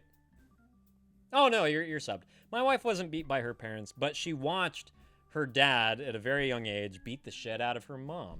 And, you know, like grab her by the neck and smash her face down into the countertop and strangle her up against the sliding glass doors. And, you know, like that's something that affects you. That's something that sticks with you. But also, my wife for the longest time was her previous relationship. She was in an abusive relationship where a lot of the same stuff happened to her. You know? She gets strangled and punched and thrown to the ground. And those are the worst. Yeah. Yeah, they really fucking are. And it, you know, like it took a lot for my wife to escape that situation. And, you know, like she doesn't have a violent fucking bone in her body. She didn't adopt any of that shit. It pushed her in the other direction. My wife is a pure fucking pacifist and has never, ever hurt either of her children. You know, not a spanking, not like she can't even scold them. You know, like I am the one that is strict. You know, as far as I know, it's not illegal anywhere. But I'm the strict one, and my wife is the fun one. And that's kind of our, you know. That's what we do. That's our blending of parents. And there's no fucking way that my wife could ever do that. Yeah, exactly, Spoon. We met on Tinder, and you know, our very first date, we laid everything bare. We talked about our parents. We were both previously married. We're both divorcees, right? We laid it all the fuck out there. We talked about everything. And we had so much in common as far as our history is concerned, and also our therapeutic journeys as well. How much time we had spent in therapy, how much we respected mental health. And we hit it off. We clicked, you know, so fucking hard. And yeah, the rest is fucking history. I did not know that it was possible to be so in love. I'm just gonna put it out there. I did not know it was possible. So keep trying until you find your person. Seriously. The Monkey Ladder Experiment Clover. No, I do not know that one. Oh no! So no strip club? Hey, hang on, Jack. Your mom forgot her weed. Oh, no, that poor lady. Whatever is she supposed to do without her weed? Oh. She's a really good. She loves her weed.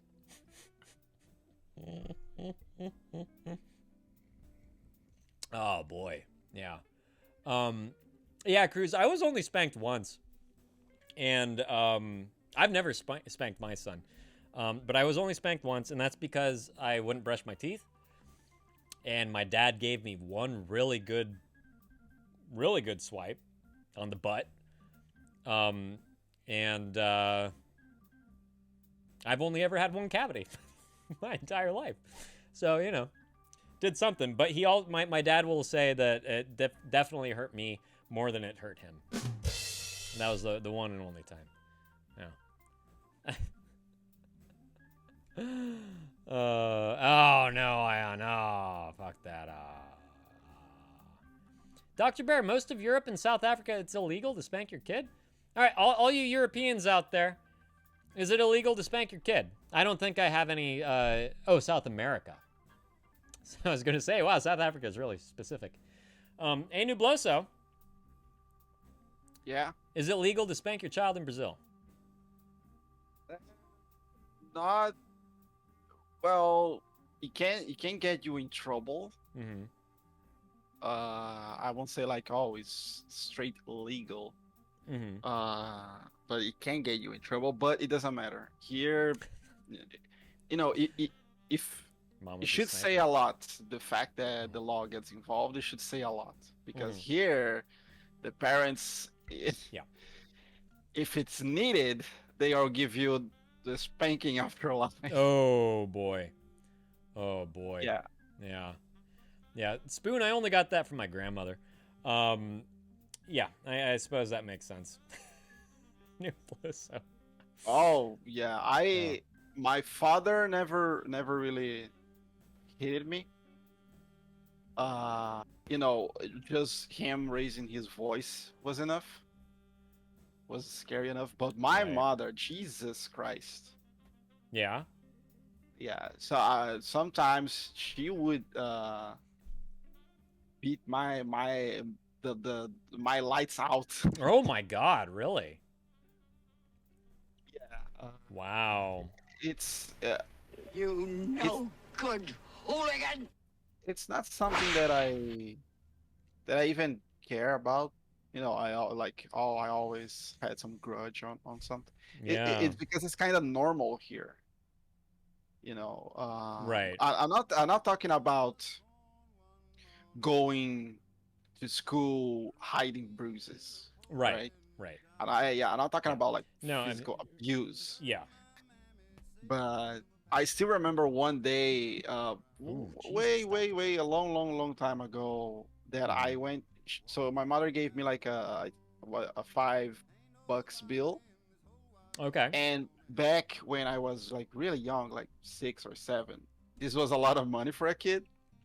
Yeah. You know, I could buy a lot of candy with it or something. God, I bet. And I went to a Dr. arcade. Barry, you're gonna have to elaborate on that, by the way. Went to an arcade. I went to an arcade and I spent the whole $5 in, you know, coins to play at the arcade. And when my mother found that out, I was already addicted to video games. You know, like since since I was 4, when my dad gave me a Super Nintendo. Don't tell me she beat you because you spent your own money. Oh, yeah. This was so long ago, and I remember this vividly. She beat me for real that day. Wow. That day she went off. Ashamed of yourself. Jesus Christ. Yeah. And I laugh because it's just, you know, it's so normal here. It's so fucking normal here. Yeah. Yeah. That is certainly one of the things, is that culturally, if it's normal, if it's acceptable, then, you know, like the parents do it. There isn't that deeper conversation of like how to discipline your child, what to do in circumstances like this. Yeah, but this is why sometimes the law do get involved. Right. Because there is like a line. Oh, sure. Yeah. Glad. Yeah, there's like a good Clover, do it. Reprimand your son or daughter because they did something really bad, versus physical abuse, like punching and kicking and stuff like that. Fuck yeah. So, you know, it's always the classic, like either the belt or the flip flop. Oh yeah, chocolate. Yeah. Yeah. But I think there was like one time that once in my entire life that I went to school with a bruise in my leg. Dad fight? No, not yet, Cruz. Oh yeah. Did a teacher notice? No, I showed all my friends. Oh, like it was Yeah. a battle scar, something Yeah, to really brag about. I don't remember what I did, but I was like, oh, my mom hit me with a belt, Good for you, Ion. and Jeez. the metal part of the belt hitting me in the leg. Oh fuck, the buckle. Ow, man. Yeah. Jesus. So I Christ. showed my friends. Like, I don't remember Holy what I did, shit. but I was showing that. Oh yeah, my mom. She was. Yeah. Clover, my parents used to spank me, but they stopped after they realized it wasn't working anymore. Yeah. I'm glad that they didn't escalate it, and start beating you. I mean, you said that your dad kicked you after you did some graffiti. That seems pretty fucking insane to me. And Dr. Bear, you gotta tell us more about the fact that you ran away at 16 and fled the state. You can't just leave us there, man. You can't leave that story at that. The book isn't closed, man. Please elaborate. Ion, good for you for standing up to your fucking mom. Christ.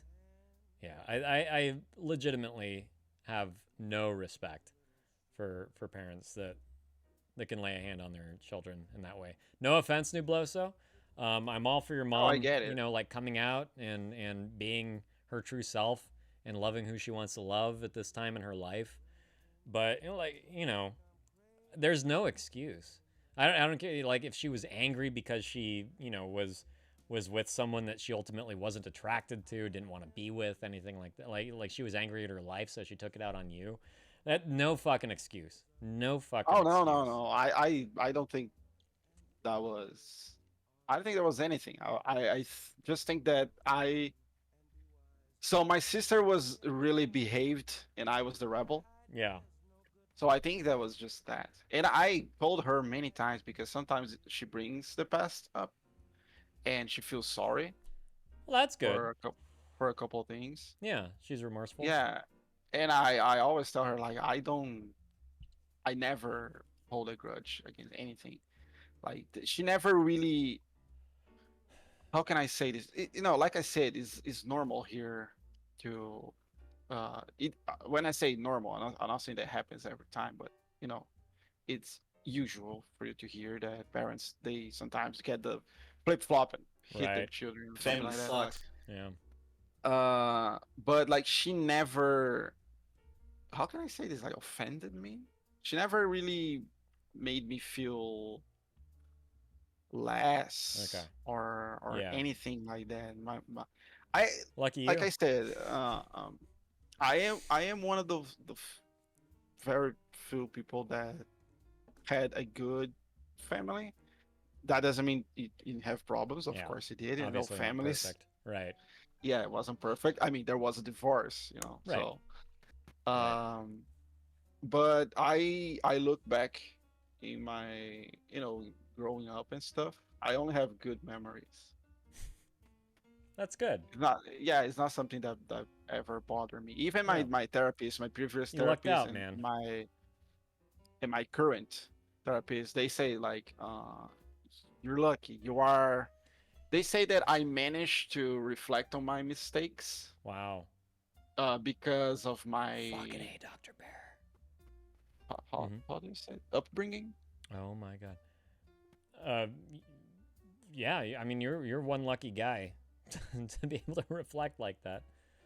Yeah. My therapist says like it's because you had some strict but good parents that you are able to feel bad and reflect and stuff like that, because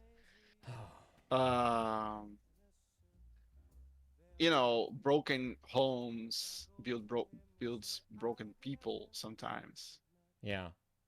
And you are so used to some stuff that you are unable to recognize it when you do, because you saw it at home. Right. And I saw many times my dad or my mother apologizing to each other. Wow. How novel. Like sometimes they would go out. Let's say they would like, oh, let's let's go out I agree. Yeah. this day. Yeah. And like that, one of them couldn't make it because work or something.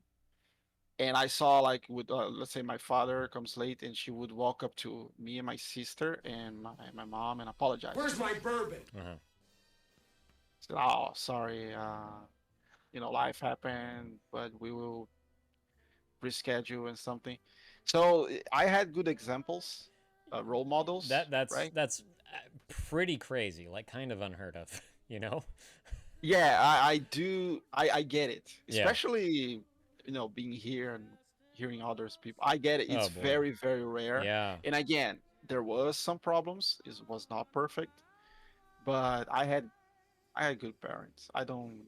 Right. I Despite don't have everything. good memories. Despite Despite everything. Yeah. Despite a few spankings. good. And Yeah. I'll be honest. Okay, sometimes I did deserve. There you go, Dr. Bear. I bet you did. I mean, knowing you, I'm sure you earned Yeah, it a few times. exact. Sometimes I did something wrong, and then I saw that that I like to stir Yeah. the pot. So sometimes I did something wrong, and I saw that my mom was angry, and then I just made her more angry just for the sake of it, just for Right. the shits and giggles. Yeah, that was who I am. Oh boy. Disrespectful, disgusting man. I used to steal her money. Oh, you. She would give donations to school. Okay. So she would give me an envelope with some money, and she would give to me and say, go and deliver to the dean, the principal, whatever. Unacceptable. This is this month's donation. There's a sign and everything. And I think 8 or 9 months later, she talked with the dean, and they mentioned this, and the dean was like, oh no, he never gave us any envelope. I used to take that money for Wow. myself. Oh God. Yeah, she flipped. Oh, she. I bet fucking she did. flipped. Yeah. I bet she did. Hooligan! Let me read a few comments here really quick, Nubloso. Sure. I'll get back to all this. First of all, Toe Talker, you gotta tell us more about you running away recently. Seriously, Spoon, you still think about what if you did run away? What would happen to you? Where would you be now? Yeah, agreed. We can reflect and we can kind of imagine things like that and fantasize, but things happened and you're here now. And what do you do in the now to set you up for the going forward, right? Dr. Bear has a crazy fucking story, Nublo, so I'm going to start reading this. Dr. Sure. Bear hitchhiked his way out of the state, ended up out here, New York. He says, I was homeless for a bit before I got taken in by the fire department, where I became a junior firefighter and have been since. Get this one. My dad almost blinded me as a kid after he cut the skin around my eye off to the point it was hanging off by a thread of tissue using a broken bottle. Jesus You Christ. fucking kidding me. Jesus You Christ. fucking kidding me, dude. Yeah, let me just say, so Dr. Bear is American, right? Yeah. So this stereotype Sure of the thing, Toe drunken Talker. dad, Yeah. we don't have here. Where's my bourbon? So that drops for. Bad daddy. Yeah, the whole thing about drunken dads and stuff, it doesn't really happen here in Brazil. We don't have many drunken dads. Like, people kind of, I don't know, strain up their lives after they become dads and moms here. Yeah. So this stereotype Yes, of the yes, drunken Toe Talker. dad that, I don't know, even kill their family or something like that we don't have here. That is a bit crazy. Wild. Is that another that can't be a strictly American phenomenon, No, Once no, again, for that- sure that's not. for sure. but yes, Toe Tucker, type that join command once again, all right? Oh boy. Dr. Bear, I hope that your dad's dead, by the way. Just want to put that out there. Warm fuzzies. If he's not, I'm sending warm fuzzies towards his sudden demise. Jesus Christ. The drunken dad is also dying out over here in Portugal. Fuck yes. Portuguese speakers, rise up. There you go. Yeah, exactly, Dr. Bear. I am so glad for you that you have just eliminated all contact. And of course, now it makes sense why you're just like, cut them out, cut them out, cut them out. Same to Clover, who's being set up in an arranged marriage. Cut them out. Yeah, it makes sense why you could recommend that. You did it. And, like, fucking good for you. Seriously, I cannot believe that you have experienced such fucking horrors by the very people that brought you into this fucking earth. And that's like what... One of the things I just cannot wrap my head around with parents that like harm their children in any fucking way, let alone to this insane degree. But you brought this fucking living being into this fucking planet. What, you're gonna take them back out? You know? What the fuck are you doing? Yeah, to hit someone with a Yeah. bottle is just... Just leave. You know? Same thing with people that marry someone that they ultimately either cheat on or kill or beat or like whatever. Just fucking leave. Just go. They'll be better off without you. And you apparently will be better off without them. Fuck, just go dig a hole, crawl in it, and pass away. Christ. I know, right, Clover? He's so fucking cool. So fucking cool. What a life you've made for yourself, man. This is absolutely insane. Your story should like be in a fucking book, man. Who do you want casted as you in your fucking biopic that is surely coming down the pipe? I'm gonna start petitioning for Dr. Bear's fucking life portrait on the silver screen. Seriously. My God. Oh, Christ. Yeah, exactly, right, Ion? Truly, some people just shouldn't have kids. And if those people do have kids, give them up for adoption or just fucking go. Go away. Just go. Leave. Leave them. Jesus Christ. Oh, yeah. Henry Cavill, that makes sense. That makes sense. I don't know in Portugal, Ion, but here we don't have the drunk dad, and we don't have the deadbeat dad too. See, that's the phenomenon.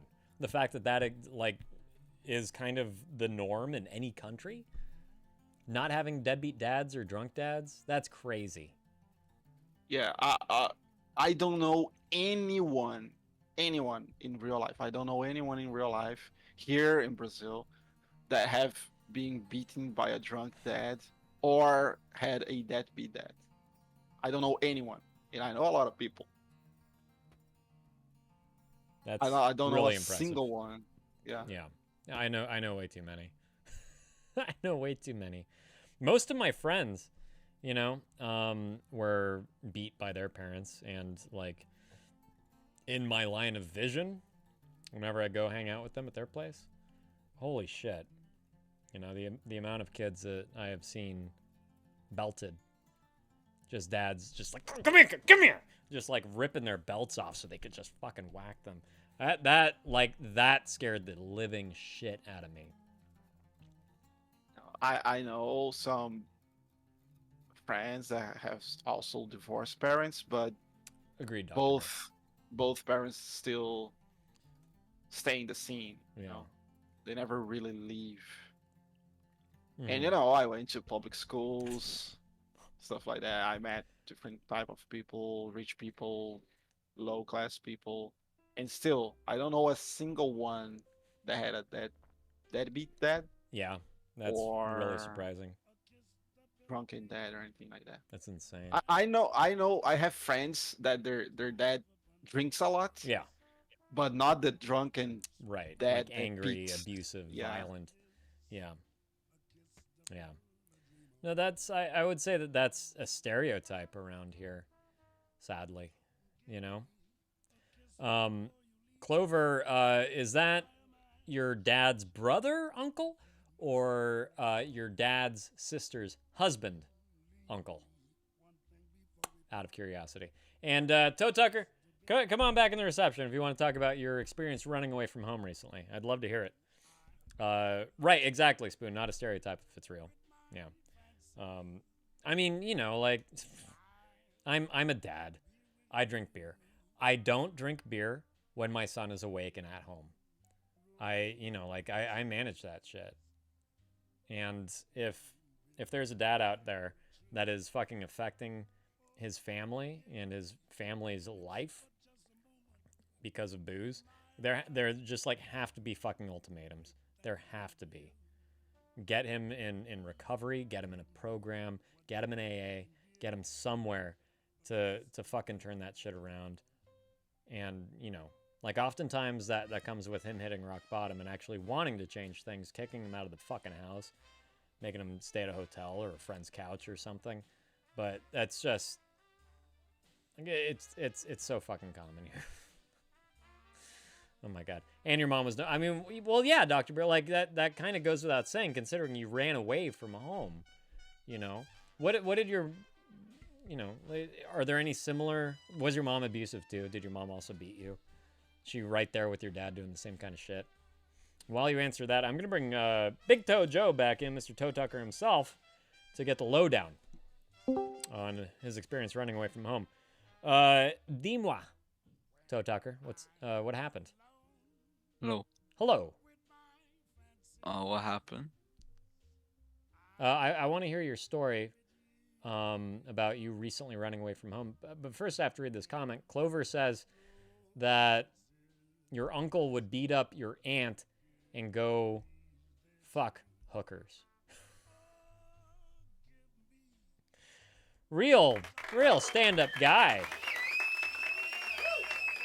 I'm honestly surprised that your dad would only just beat him up. Especially, where are you again? Belarus? Belize? I'm trying to remember where you're at. Like, it can't be that uncommon of an occurrence. Whoa, what's up, Francesco? Bulgaria. I was close. That's right. Yeah, 5-star. Seriously. Francesco, I'm doing great. Just listening, like, we're really getting down into the nitty-gritty here of everyone's childhoods. Right now we're talking about abusive parents. We're about to hear from Toe Tucker, Mr. Big Toe Joe himself, about his recent experience running away from home. Fucking people. So what's up, man? What's up, Toe Tucker? What's the story? So I'm gonna like start from the beginning because Please. it was like a chain of events, kind of, right? Yeah. So I got like, you know what a psych check is? Mm-hmm. So I got kicked out of school and I got like a psych check. Okay. And when I got home, I kind of punched the wall by accident. Hear me out.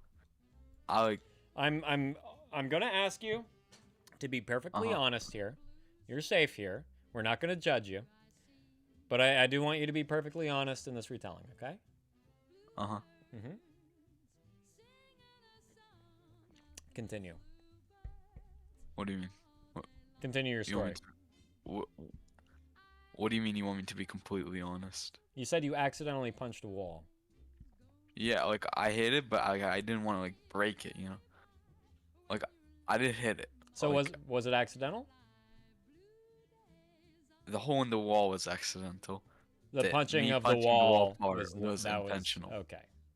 See, that's what I'm talking about with being honest. All right. Okay, so I hit a hole in the wall, right? Yeah. And my dad called me, threatened me a little bit, and I just left the property and allegedly went missing. Allegedly. You ran away, right? Allegedly went missing. Okay. I walked like close to New York, but like there was a bridge and I couldn't cross it, so Okay. the cops caught me. Okay.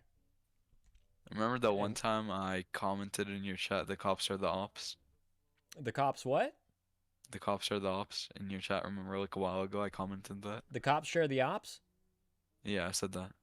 No, I don't. It was like a couple of streams ago. Yeah, What does that that's mean? when it happened. Oh, Like, yes. Oh, that's okay. Yes, I do remember. Yes, I do Yeah, remember. that's you when it saying that. happened. Okay. So by all intents and purposes, you were declared a missing person because there was an APB put out for you, and they found you and picked you up. No clue what an APB is, but they All found points me. bulletin. I know one, Dr. No. Bear. I know some lingo. Uh-huh. I was only missing for like 10 hours, pretty much, around, give or take. You're a minor. Possibly. It's taken seriously. That's not possible. Again, be honest. Be honest here. We're not going to Being judge you, dude. We're not going to judge Deadly you at all. honest right now. And possibly a minor is not Possibly being a deadly minor. honest. There's no deadly about that. Yes, and I am a minor. probably not even honest. Yes, you are a minor. Thank you. Yeah. And they brought you back to where? So I took some bread with me, kinda. I don't know why. Just And kinda. how they found. I didn't tell them where I was like from. Just learning. You know what they did? Who's they? The cops. The cops. Oh God, They, what like, do they put do? the bread in some machine, and they like find out where I bought the bread from, where my parents bought the bread Oh, from. yeah, okay. So it was bread Yeah. with a barcode on it. Yeah, Okay, yeah. yeah. And Okay. it was a long drive home, Gotcha. and now I'm here. So what was your impetus for running away? Why did you run away? Was it just because of the psych evaluation? Were you in an institute being evaluated? Where were you? Were you committed? Not really. I was there for like a day, pretty much. Okay. Being evaluated. The only reason is because the psychiatrist went home early, so I had to wait there for a day. Okay. I see. Did you have to sleep over? Yeah. Okay. So you felt committed, essentially. Yeah. To a psych ward. Yeah, the bread snitched. The bread snitched. Fucking bread. Oh, thank you, Francesco, for the kind words. I really appreciate that. I'm just gonna say, and Jack, I know that you're one person that can attest to this. I know that like ending up at a mental ward, that's far from ideal, right? But there are benefits to it, especially considering like you strike me as a really troubled person, Toe Tucker. You really do. I think that you have your demons. I think that you're holding them very close and personal to your chest, and it's very hard for you to open up about everything that's going on with your life and the way that you're feeling and the way that you're reacting to your feelings. And sometimes, and Jack, you can do chime in if you're there and can attest to any of this. Oh, I'm here. Okay. Sometimes these psych wards are necessary. They have the colloquial reputation as far as like the loony bin or monkey house or whatever you want to call it, but they can be really positive places for just inner acknowledgement and acceptance and growth, and it is full of professionals that are there to help you. And it doesn't seem like your parents are people that you can talk to necessarily, let alone open up to, ask for help, get support from. And there are these other resources outside of your immediate family that are there for just that. And if you feel trapped or lost or unsure of yourself in whatever form that might take, these places are there for you. And it's not hell. For the most part. I mean, like, sure, there's some bad psych wards that have earned a reputation and have since shut down. A lot of that has changed, but it is not it's not necessarily hell to end up in a psych ward. They are there strictly to help. And if that's a place that you find yourself in, again, it might not be the worst thing in the world to just listen to what these people have to offer and be open to how they can help. And Jack, if you have anything to add to that, please do. Yeah, it's a tricky situation because at the time you're angry and stuff, but Right. when you get older, you kind of respect it because they're there for a reason, right? It may not be a pretty, sight, but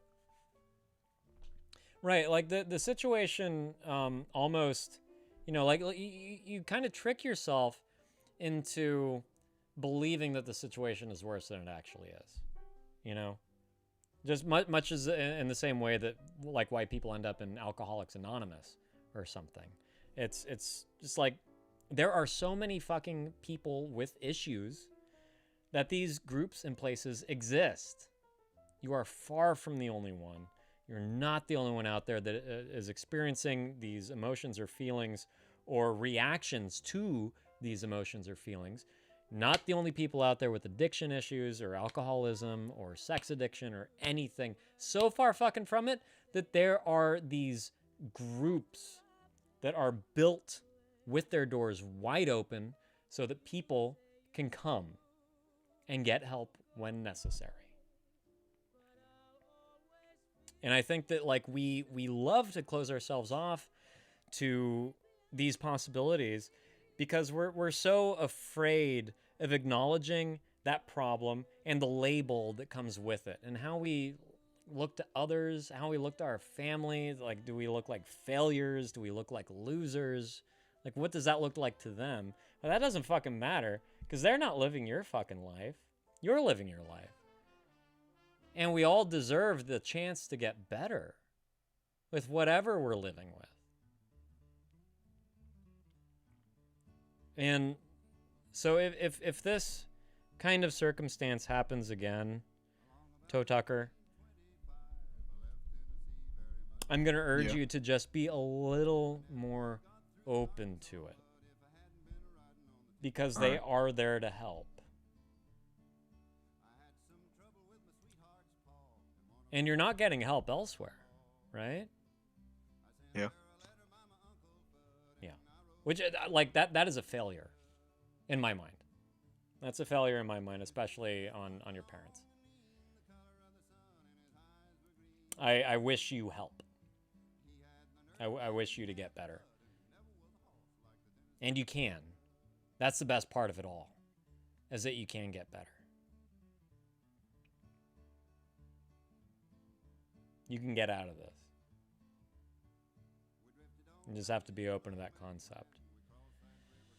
And you have to stand up to some demons. Which is never easy. But my God, does it feel fucking good on the other side of that.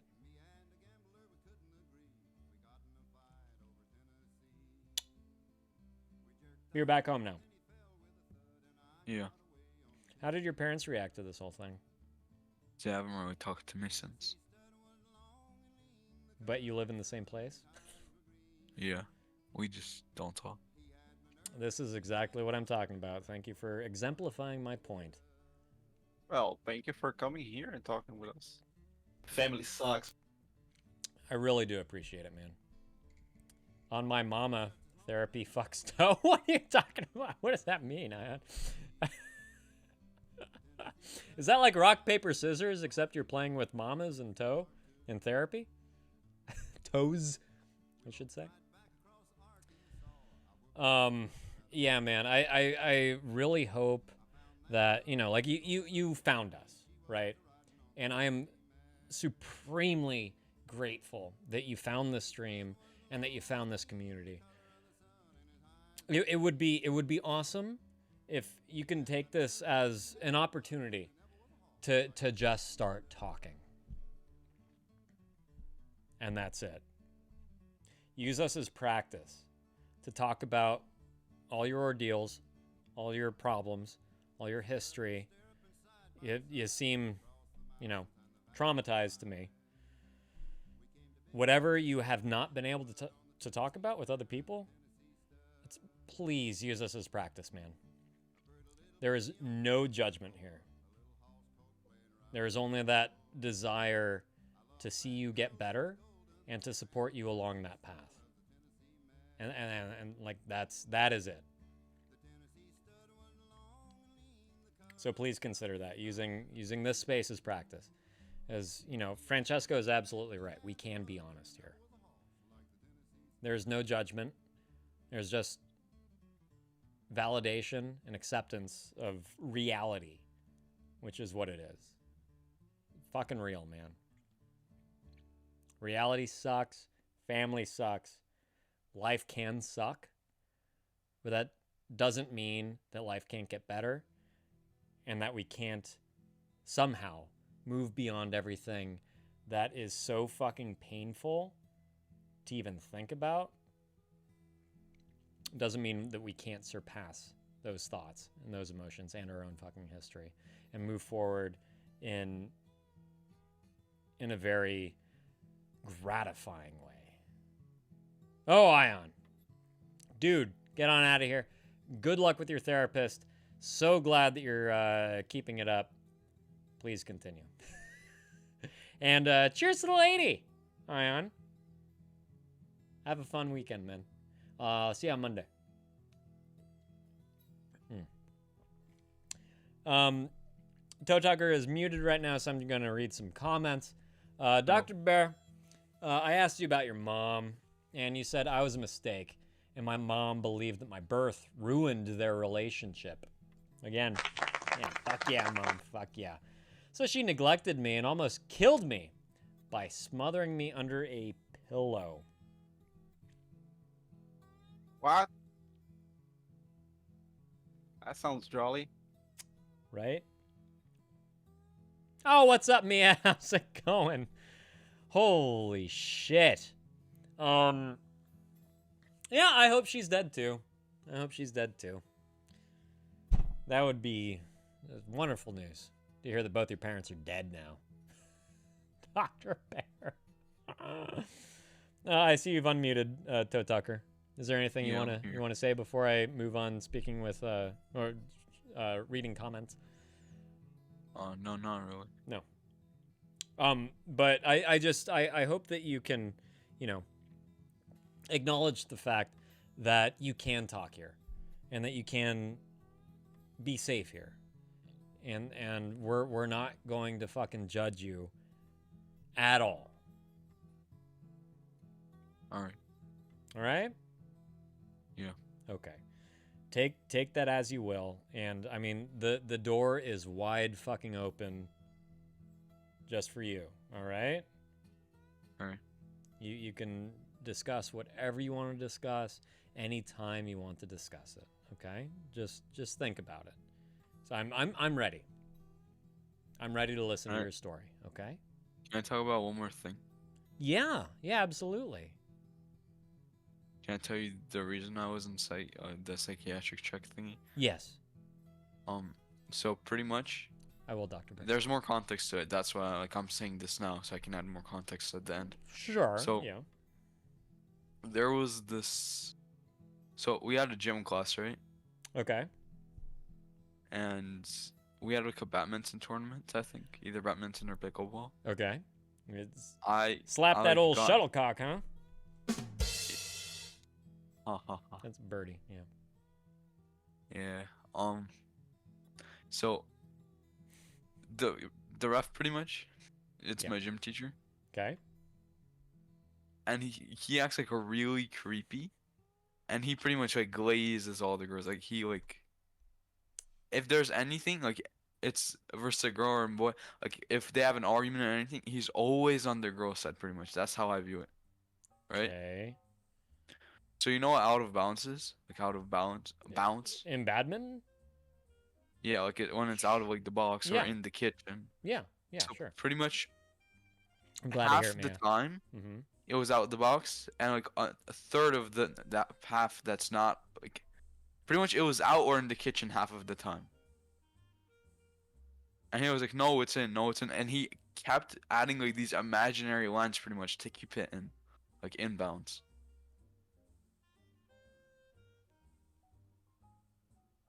Right? Wait, say that again? So, pretty much half the time it was out of bounds, right? Okay. He kept adding, like, he kept pushing, like, that line where it would be out of bounds further and further. We played on, like, a basketball court, so they added just a bunch of, like, nets, pretty much. Okay. He kept pushing the line back and back and back. Okay. So the girl could have this advantage. So it's, like, it's pretty much out of bounds almost every single time. I was like, no, this is not fair. So I just left, right? Oh. I was waiting for the period to end. I see. Okay. I was waiting in the lunch line afterwards, right? This guy pretty much came up to me, poked me. I was like, okay. Like, just smacked me pretty much on my back. And it wasn't not friendly. He just straight up full force just smacked my back. Okay. I was like, okay. And then at the very end, me and my friend were like kind of playing. Like we were shoving each other. It was like a joke, right? Okay. And I have nothing against him. We were just shoving each other, like jokingly. Friendly. And Just some friendly friendly shoving. encounter, yeah. Uh-huh. And this other girl, she was like, Yeah, "Oh, fight you almost makeup shoved me," with, sex, and really rude. fight I was makeup like, sex. "Okay." Sorry. No, don't worry about it. Keep talking. So I was like, "Sorry." Well, since I didn't hit you, it doesn't really matter. I know I could have phrased that differently. I know I said it wrong. But still, she started crashing out, calling me a bunch of shit. And then at the end, I was like, okay, since it's such a big deal, I'll just leave. And I was ready to go, Mm-hmm. like waiting for the bell to ring again, lunch to Okay. end. I grabbed my bag, like, and I was like ready. So, and as soon as I left, they started clapping for her. I'm talking about like feminism and shit. I didn't even do anything. I wouldn't go that far as feminism, but Okay, but they start clapping for her. okay. I was really mad, so I was walking. So, and this kid just started following me, right? Oh, okay. Yeah. And like outside, there's like this one wooden plastic wall. I don't really know what it's made out of, but it's like really hard wood. Okay. And I started like punching it repeatedly. And I said some stuff, and they pretty much What did you say? stuff I shouldn't have said. Like? Like As long as it's Yeah. not going to get me in trouble on Twitch. death related. Death related. Like you're going to kill her? Or kill him? Myself. Yourself. Yeah. And they put me in like the sick place. Yeah. That is one of the best reasons for them to put you in a psych place. Like they acted I accordingly. understand You why, understand that, but right? like still, Yeah. it For your own didn't help protection. me. Like it made me more angry, in a way. To be there. Yeah. Mm-hmm. I mean, that's a hell of a turn of events, you know? It's a big change from what you know. So when I pretty much got out of suspension, I came back and they like just my whole class is just making fun of me and stuff. Cool. And yeah, and it's still happening right now. Yeah. It's been like that for like the past 2 weeks. What's up, just a random musician? How are you doing? Have you, you know, like, for one, you are just primed and fucking ready for therapy. Do you have a school counselor or anyone that you can talk to on campus? Yeah. Yeah. Have you been? No. I think that should be your first plan of action. I mean, like, to me, you do scream as a danger to yourself. And that's before you've led on to all this stuff happening. You have a history of self-harm. You don't hold yourself in very high regard. I do think that you should talk to a student counselor and discuss some of the stuff that's going on, as well as the added bullying that you're experiencing. That's, I mean, you know, like you're down and then you're getting kicked, you know? So if there's any adult that you can turn to at the school, please do. Especially a student counselor. What's up, Rose? Welcome back.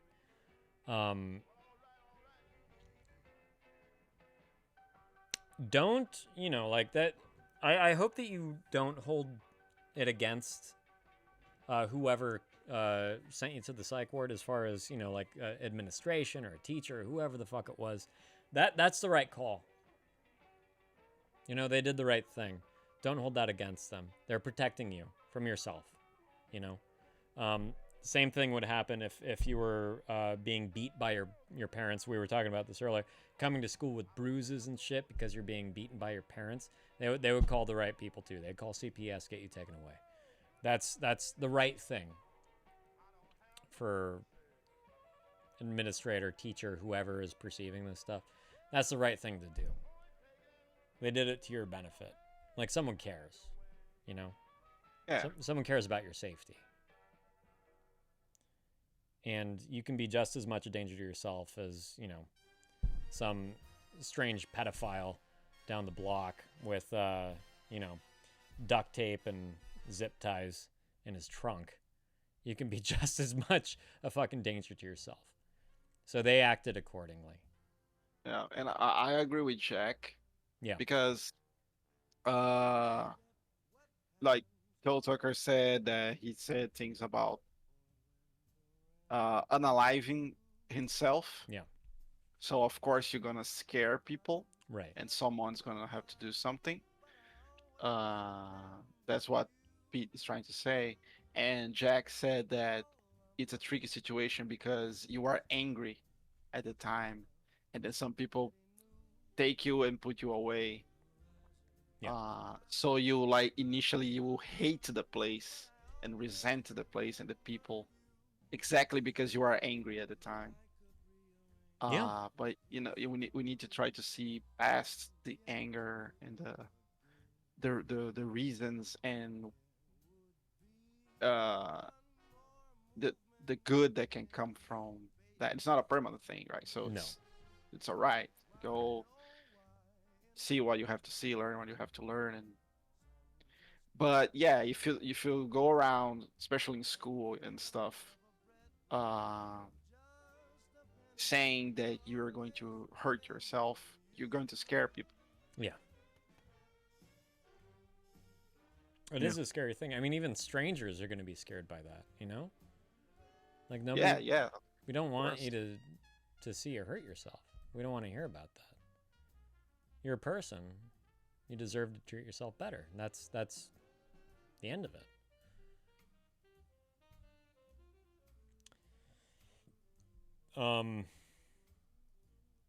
I'm sorry that your parents haven't acknowledged any of this.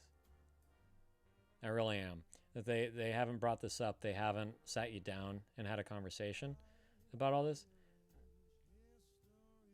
Like, what a fucking failure. You must feel alone. Yeah. Yeah. And that's not your fault. It's not your fault at all. You're a victim in all this, and you deserve so much fucking better than you're getting.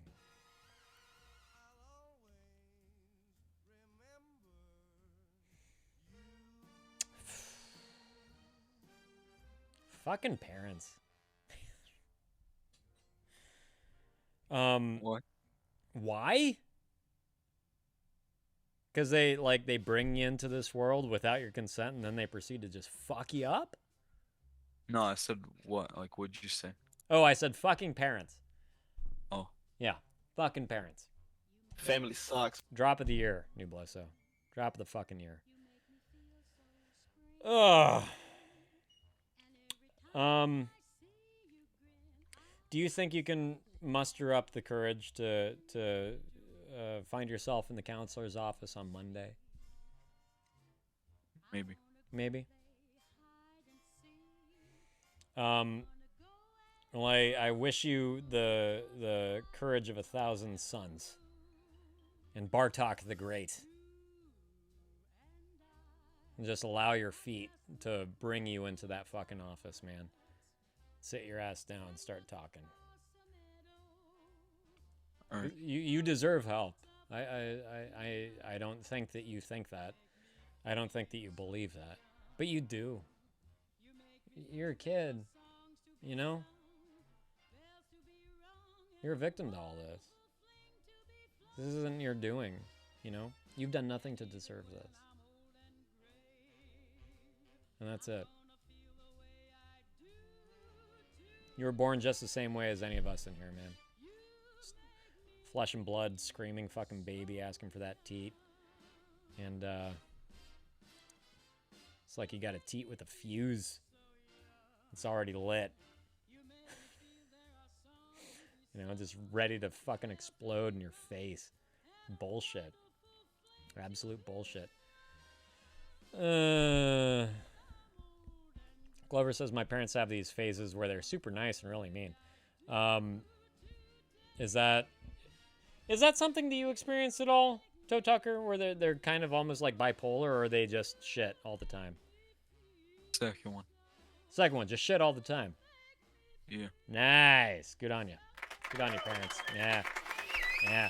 Have more kids. Fuck yeah. Fuck them up. Come on. Oh my God. Mia, I hope that you're doing well. I'm so glad that you're back. I'm glad that it's a nice day and that you're in a good mood today. Sorry, Toe Tucker, I'm just reading some comments really quick. Francesco.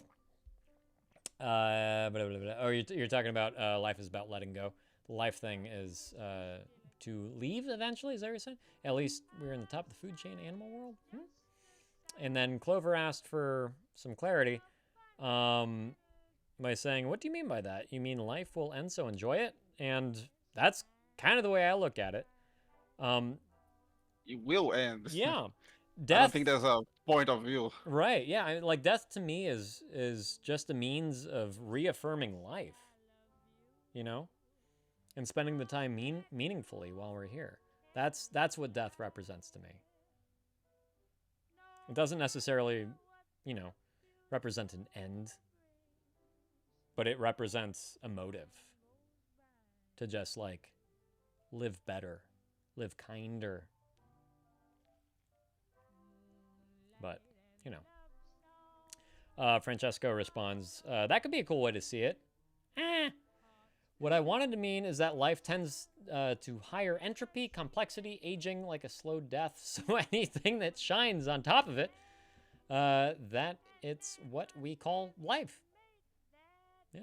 Everyone can have their own fucking definition, right? The meaning of life is water. It's fluid. That's a personal thing. And Just a Random Musician, how are you doing today? Sorry, I said hi. I didn't give you much more of an introduction than that, but welcome on in. What's going on? I don't think I've seen you in here before. Did you search for, you know, therapy, relationships, advice, love, English? I don't remember what all my tags are. Forgive me. But if, you know, like if you came in looking for some advice, looking to get some shit off your chest, make yourself at home. And if you want to talk to me, type !join right there in the Twitch chat and get your sweet ass in line. We'll do it. Foot fantasies, like in the intro. Foot fantasies, abso-fucking-lutely. Every day. Every day. It's becoming kind of the theme. She pulled out her old foot pussy. I'm just a stream. You know? That's it. Francesco, would you like to, you know, like you came in here saying that you wanted to talk about some stuff and you're like, nah, give Toe Tucker his time. You know, like, dude, open invitation for you as well, buddy. So, if there's something that you want to talk about, Francesco, please, yeah, let's get on into it, buddy. Dr. Bear, I forgot, you were asking about why, yes, I was asking about why you were on the C-130. What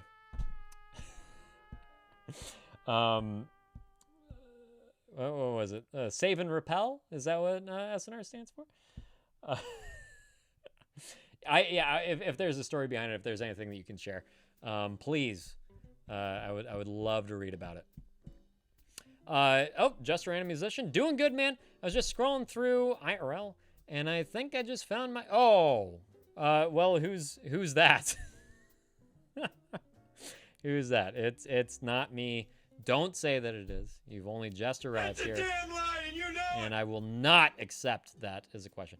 But literally, what podcasts do you listen to? What streams do you enjoy?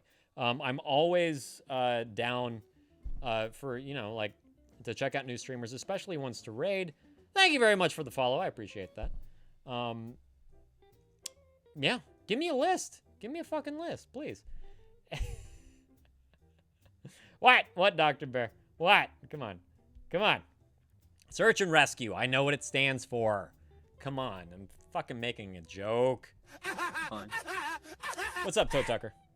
I'm gonna go for now. I might be back like next stream or the one after that. Okay, you're good, man. I'll be back on Monday. Just as, you know, just as usual. All right. Well, thanks, man. See Yeah, ya. of course. And please, by all means, if there is anything going on over the weekend, if you're reaching this threshold where you just like you have to get something off your chest, you just have to let loose, please use the Discord. That's what it's there for. Okay? That's what it's there for. It's there for you in particular. Okay? All right. All right. See So ya. we are here for you, buddy. All right? You take care Goodbye. now. Goodbye. Yeah, Francesco, so sorry, man. You gotta click on the reception first. And also, did you type !join? Come on. Get in line, buddy. Get in line. Type !join. There's a whole fucking wait list right down there. Come on now. Come on now. Not in the Discord, you idiot. Don't, no. No, type it in the Twitch chat, man. Come on. Oh, boy. Oh, boy. My asshole is just so wide. I don't understand it. That was a wrong drop, but I'll let that slide. My mind is just shit this morning. That's Francesco talking. Oh, so good. Fight, make up, sex. Fight, make up, sex. That one wasn't me. It was. Yeah, it was. No, it wasn't. No, it wasn't. Random musician. Mental health was one of the tags that I follow often. Okay, perfect. Yeah, I seriously, if you know any other like mental health streamers that could maybe even use like a little extra support. I'm a small streamer myself. Love supporting not only other mental health streamers but also the small ones. Let me know who they are, and I would be more than happy to raid them if they're streaming after I'm done. So yeah, give me a list.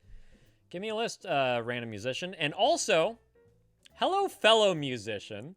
What do you play? Come on now. What do you play? Are you in a band? Do you have any recorded music? Anything that you'd like to share? So that's, like one of the most fun things about being on Twitch, and, like, we're talking to people all over the place, right? If we're being realistic, we're talking to people from all over the fucking world. The amount of fucking talent that is out there that, in all honesty, will never be seen or heard by the majority of people. Fucking share what you got. Share what you got. I am forever just completely mind blown by the amount of sheer talent that is just lingering out there that you will never hear, simply because it's small, because it's homegrown, because, maybe just unwilling to share it. But Yeah. it is so fucking incredible to me, We have a lot of musicians here. We have a lot of musicians here. Jack sitting here with me is a drummer. And Jack, I was going to ask you when the last time was you played drums? A few years ago. Yeah? Do you still have a kit? No, I sold it because I was moving downtown. Fuck, of course. Well, I hope that you get another one someday soon. Because you'll look like you're having a lot of fun when you're playing that kit. Just going to say. It was like a $150 kit too. Oh. Damn. No, keep looking on Craigslist, Facebook Marketplace. Random musician, play metalcore and lo-fi. Please, by all means, share it if you can. Yeah, exactly, Clover. The best musician is working a 9 to 5. Fuck yeah. Dr. Bear, I'm going to read your comment just a second. Let's invite Francesco on in, who is apparently stoned out of his mind and wants to say something, hopefully about his therapist that he has a boner for. Painful erection that will not go away. What's up, buddy? Sup? How are you doing? That's why you're so giggly. It's because you're fucking high. It could be a little bit. And it will impact in my English, by the way. Well, that's fine. I mean, you're would you like me to speak Spanish to you? Así que hablas español ahora? Exactly. Exactly. Did you ask me what time Sí, it is? sí. What time it is here? 5:39 p.m. Okay, Stoner, what's up? What would you like to share today? I'm doing well. I was doing great, but I have problems with my therapy work. Okay, in I what told regard? you, yes. I told you the last time that I sent it that cringe writing. Yeah, can you? I would love to tell this story, but I think I would prefer you to do it. So can you just give everyone the the long short version of what's going on? The long short version. Yeah. Perfect. Yeah. So I was doing great. This is great. In the therapy, the therapist was amazing, and she was beautiful as fuck. But it's okay. I'm doing great. Uh, and then she told me, "You can draw a little bit more. What do you think about that?" Oh yes, I will do it. And she asked me a few times to make a draw. So I did. I draw her, and that's what that was it. Was it it? Yeah. Are you sure? And I started to feel things about her. Right? That's a damn Yeah. lie, and you know it. Yeah. That's That was not it. I think that's quite normal. Yes, it's called enmeshment when you start to feel things for your therapist. Oh, I see. It's so common that it has a fucking name. Yes, exactly. That shit. Yeah. No. Yeah, Mia. Yeah, No, that's right. Yeah. it's So okay. so Francesco, Mia's in here who also experienced a similar thing, feeling things for her therapist. I see. Yeah. It's more common than I think. Absolutely, absolutely, man. Yeah. I didn't knew that. Yeah. I didn't knew that. Yeah. But anyway, Yes. Anyway. it is And fine. before you continue, random musician, I've copy and pasted your song in a tab so I can go listen to it after the stream. So thank you very much for sharing that. I appreciate it. I'm glad you're already receiving the accolades. Continue, Francesco. Yes. Okay. Yes. So it was okay. I understood. Nothing fancy. Nothing very important. It was just attraction. But Enmeshment. she offered me Mm-hmm. to recommend another therapist, and I said no to her because if it was the same method, Okay. I didn't want I wasn't interested. Okay, so I said to her very well. I say no, thank you. I will find myself one. But after that, I understood that when they recommend another professional, they can share a little, they can have a little feedback, so they understand a little bit more from the patient and everything. Right. Yeah. So I found another therapist. I had Good. my first session yesterday. Please tell me Yes. you got a dude. So Did you get a guy? A male everything therapist? What? Did you get a male therapist? Male therapist? Yeah, a man. No. She is a she, but she is 65. I'm gonna blow this guy. Okay. I want to avoid the same problem than before. Okay, so she's 65, but Yeah. is she hot? That's the No, real no. question. Let's get to the sex. I looked for that she wasn't hot. Oh, good. That's how you search for a therapist. No, that's the best way to do it. yeah. Just light window shopping, you know. I look. She's older. She's not hot. Everything will be okay. And if I get in love with her, I obviously have a very big problem. So it will not happen. Right. The penis is very dysfunctional. So what happened? I told her yesterday, can you contact my therapist? I give you my permission because there is a confidential legal thing. Mm-hmm. They cannot contact between therapists if they were not recommended. Oh, interesting. Okay. Directly. Yeah, interesting. That is, at least here in Argentine, it is like that. Huh. It is part of the ethics of the profession. Nice. All right. Yes. Yeah. If your therapist for Kinda cool. anything Yeah.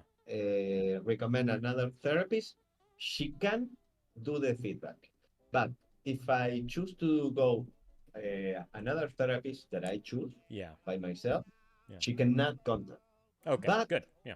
No, if I give them permission, legal permission, they can, and sometimes they do. And when I asked to my therapist to contact my other therapist, I told her, and by the way, I told her the history of the attraction. Hey, to my Francesco. therapist. Yes. I'm so fucking sorry, but I have to pee really fucking bad. Go. I'm so sorry. I'm so sorry. Man. I'm so sorry. Go. Hang on. I'll be right back. I'm having fun. Woo! Good, I'm glad.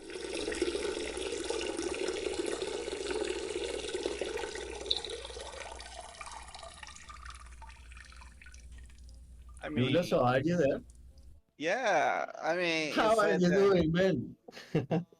Good. How are you? I mean, besides stoned high. It's not that big problem. But I don't know. I was very anxious today, stressed. I have ADHD, so it kicked in. My English is awful today. It's all right. I don't speak very good like you. You have an awesome English. Oh, thanks. Well, it's not perfect, but I am a teacher, so I need to always be training. It's almost perfect, man. Yeah. Well, you said that your new therapist is 65. Yeah. Right? Yeah. Oh. It seems very cool, eh? I'll tell you, 65 is still within range, you know? Yeah. To fall in Older love. is not to fall in love. No way, dude. I always have my girlfriends always are a few years less than me. I don't like old women, so I will not have that problem. What? You're into old women? We were I talking mean, about old women. Yeah. I told him that 65 years old is still within range, you know? Yeah, remind me how old you are, Francesco? 42. 42. Dude, that's fine. You have our blessing.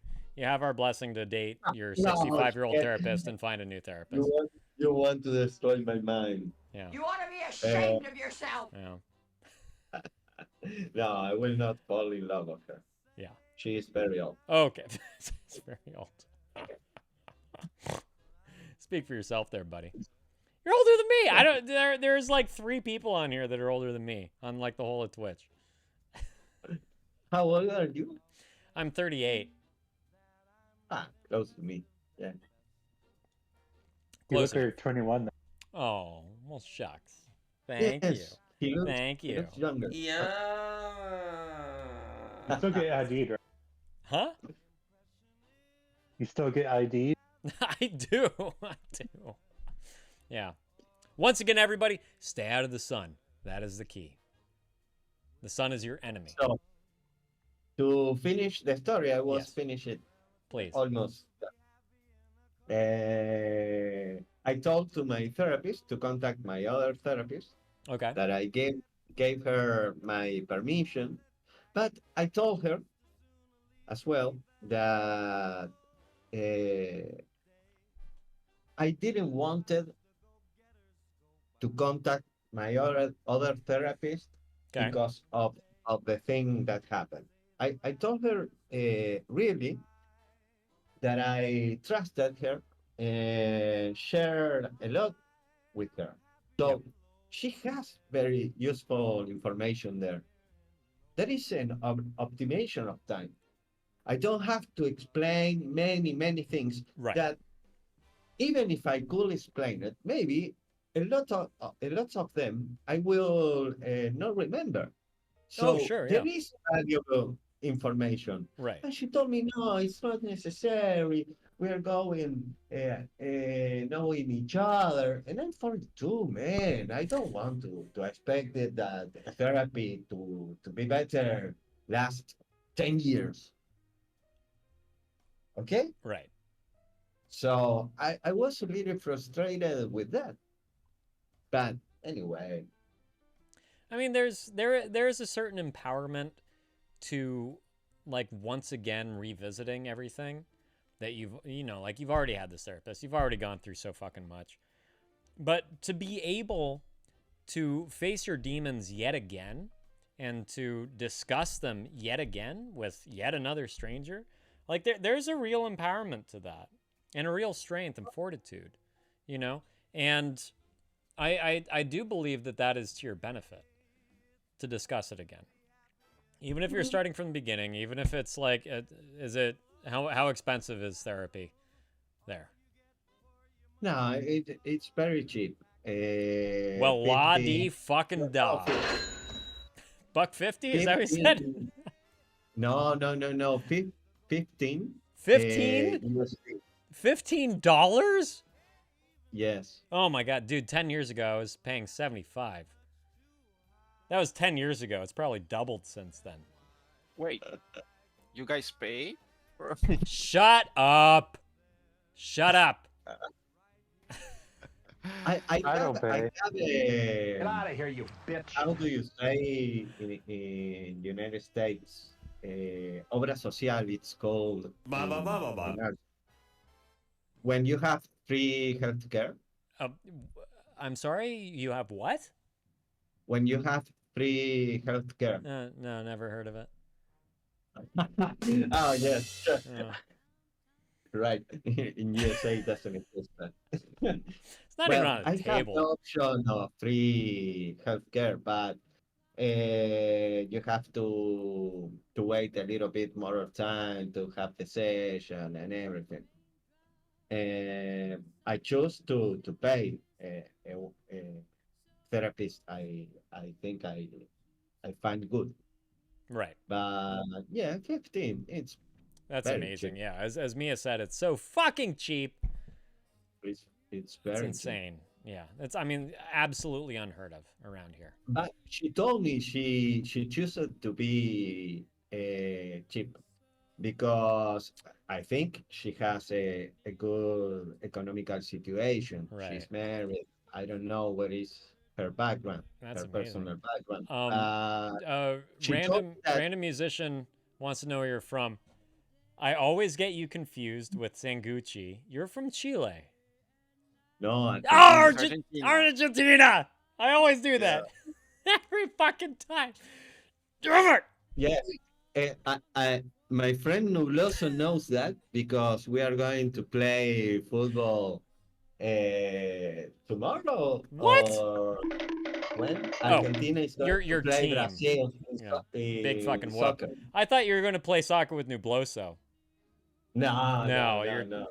Argentina's going to play Excuse me. Brazil. Excuse me. Football. Football, exactly. Yeah. Fútbol.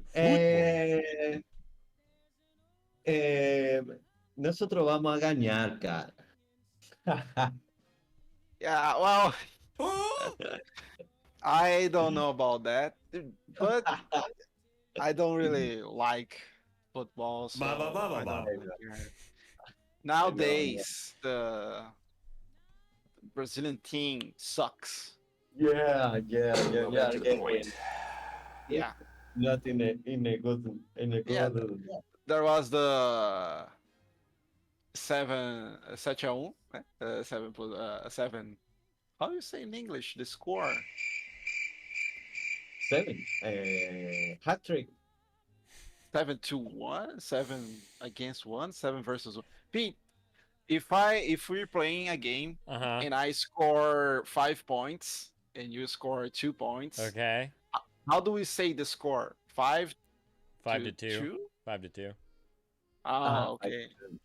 So 7-1 against. Oh yes, Germany. I remember. Right, Pinta will World not Cup. understand this. Yeah, 7-1. Yeah, no. But you Pinta know, will not. He's not getting Whatever. anything. no. But even Whatever, before that, whatever. Brazil already sucked in soccer. Our Yeah, time. oh is- my Oh. God. You would admit That that. As a was- Brazilian, you would admit that, Nublaso. Yeah, we won 5 World Cups, and that was it. I love that you Yeah, called it that soccer, was by the it. way. They are the ones who won the most World Cups. That's it, he says. Yeah, we won the most World Cups, and that's it. And by the way, I just said soccer so people like you can understand. Yes, Don't thank worry you. about- Thank you so much. Yeah. Yeah. Anyways, I try to please the commoners. no, that's great. That's great. So back to the point, Francesco. Before we got off on the soccer tangent. Sorry. That's My okay. ADHD. Yeah, your football conversation's making me drop in viewers, so please. Yeah. No, by the way, Pinta, you were right. I might do the thing, everything again. It can reinforce my About that, yeah. idea. Yeah, I got to tell you, I mean, I went through, it was 4 personal therapists before I landed on the one that I stuck with, and it was 3 couples counselors with my ex-wife before we landed on the one that we ended up with. And you know, each time, naturally, each time you begin discussing your problems, like from the beginning, it gets easier and easier. And I feel like that's almost, you know, like fighting an enemy who's already been through a battle over and over again, and they're just getting weaker and weaker. It's almost like that, facing up to something that you are able to discuss time and time again. It costs time. It costs time. It costs time. That's the thing. Yes. What better way to spend the time than towards helping yourself move along and become a person that can respect yourself enough to live a more meaningful life, or whatever aspect, whatever reason you were seeking therapy. What better use of your time, buddy, than to put it directly towards yourself and your well-being? I agree, but there are many methods. I'm not questioning the idea of going therapy because I choose by myself to start therapy. That is a great start. Yeah. I have a diagnosis. That is a life change thing. Yeah. But there are methods. I'm choosing the best method, and I find that many therapists can be creative. Yeah. Can't be creative. Yeah. That's what I was Cannot. Yes. winning about. Mm-hmm. Yeah, I agree. I agree with that. So how's this one so far? Oh, she's great. Good. She seems great, but and she's I smoking was hot. very mad after. She's looking a little bit like Jennifer Aniston, but Oh it's man, okay. she's a dirty girl. Wow. Oh, exactly. No. Exactly. Random musician says she's got 65 years of wisdom. Exactly. Of I find her experience. like Experience. There you go. Yeah. Best way to look at it, right? Silver linings, guys. Toady, it's always But- fucking interesting in here. How dare you? Uh-huh. So anyway, that's it. Yeah. I think everything will be. That was a random laugh, but yes. Yes, because I did to myself a linguistical joke. Oh. That will be and could be cool and could be wrong and could be anything. So that will be awful joke for everyone. Anyway, if someone has And that's want funny, to- why? Sure. to use the space Sure. now, Yeah. I can leave. Francesco, yeah, thank no, you very much. no, thank Thank you, you buddy. very As always, thank you for the update. I'm glad that you found a new therapist. Because the last time you updated us, should have just hit the fan with your smoking hot therapist, and and you were transitioning away from her. So I'm glad that you're, in someone else's hands, and I hope that she lives up to your expectations. Yes. Yeah. I hope. Yeah. I hope. Hope for it. Keep us posted. The last thing, Yes. I live in Discord a new drawing. You like? That's Silco from Arcane. Leaving Discord. What now? I just did. I did. You did what? Put a Leave new a draw. A new draw. A new drawing? Yeah. Yeah. Silco from Arcane. Ooh, cool. Is it in Arty Farty? Yes. Nice. Ooh, shit. Oh, that's AK. That's not you. Oh, man, look at that. Oh, that looks great. Have you seen Arcane? No, I haven't. No. It doesn't matter. That looks fantastic. But you have to watch that show. Okay. You Okay. have to. All right. Yes. Okay. I will. Well, I've only just heard of it. Like, give me a fucking minute so I can watch it. Jesus. okay. Christ. Thank you very much, my friend. No, Sorry, thank man. you, buddy. I always appreciate you and your Argentinian ass coming in here. Argentinian. Excuse me. I'll get it right one of these days, Okay. Yeah. I don't even know why I remember Sangucci. He never comes in here anymore. So, yeah. Oh. You're my number one Argentinian, just so you know. Oh, He's the Good. only Argentine that we have. Right, yeah. the only? You had to tell him that, Nublo, so thank you. I'm the only Brazilian. Right. And you're my number one Brazilian, Nublo, so. We are basically South America representing. South America. So, America do Sud. Yeah. I He know. doesn't. Yeah, he doesn't know the word Sud. It's too Sud. difficult for No, him. no, S-U-D. No, S-U-L. That's French. Nope, that's Sud. Latin. Dans le Sud. Before, Sud. yeah, right. Isn't that awesome, musician? By the way, you're asking, where everyone else is from. Where are you from? Random musician, just, love knowing. Also, age. Couldn't hurt. If you'd like to share, you don't have to. But yeah, like we have Jack in here who's from Canada, Nublosa, of course, Brazil. Francesco from Santiago, Chile, right? That was a joke.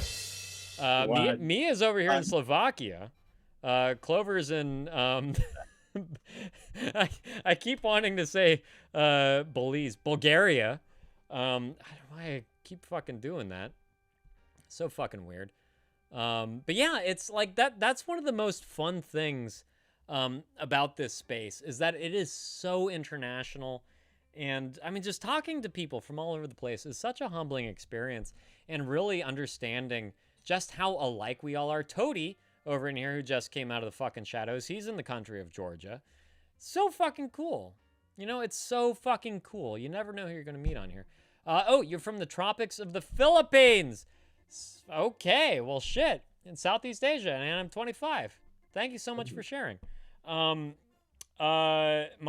wife spent a decent part of her childhood in Angeles City, if you're familiar. Also, just so we don't make any mistakes, if Yeah. you are comfortable sharing your pronouns or gender, That's always helpful. Yeah, that is always helpful. I've been doing my best to just, describe, like talk to people by just their handle, or I just use they these days. He, straight he. Yeah.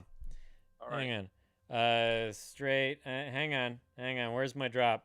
When I was 14, I tried to be straight, or I thought I should be straight, and I was confused. That's my favorite. Straight he from the Philippines. That's I don't get to talk to a lot of people from the Philippines in here. Are you Filipino, or did you move there? What's the story? Morning Glory. Love to know. My wife's Filipino. If you missed all that from earlier. Yeah. Always excited to talk to anyone from Asia. This stream kind of happens at a time, right, guys? Where it's, like it is dead of night, early ass fucking morning over there right now. So we do not get a lot of anyone from Asia in here. Period. Right, guys? Right? Yeah. Yeah. I mean, we did get one or two. Like, We got Ellie, who is an American from North Carolina in Thailand. So that Right. doesn't quite check that box in my book. Stuffies, how's it going, my friend? but we You got do it. have another guy from the Philippines, don't we? We from the Philippines, I don't think so. We had Silver, who was from it was either China or Hong Kong. I hate confusing the two. I don't know if I ever got a straight answer. Of course, Stuffies, of course. Oh, and random musician. Yeah, I'm Filipino 75% because my grandpa was Chinese. Okay, so you have a little Chinese in you. That's one of those. The more I hear about Filipino history, it. Like there's Spanish and Japanese blood, and like all these people, Chinese, of course, came over. And Spanish? Yeah, because it was like the Philippines was conquered and reconquered and reconquered and reconquered. A lot of the history is gone. And the Spanish went to the Philippines. I Yeah. didn't knew that. Oh yeah. Oh right, 5 a.m. over there. That makes sense. Oh, and you work on U.S. hours. Okay. Do you work for a U.S. company? What do you do? Rando, I think. Is that what should I call him? Justa or Rando? You guys, what do you usually go by? Just a random musician.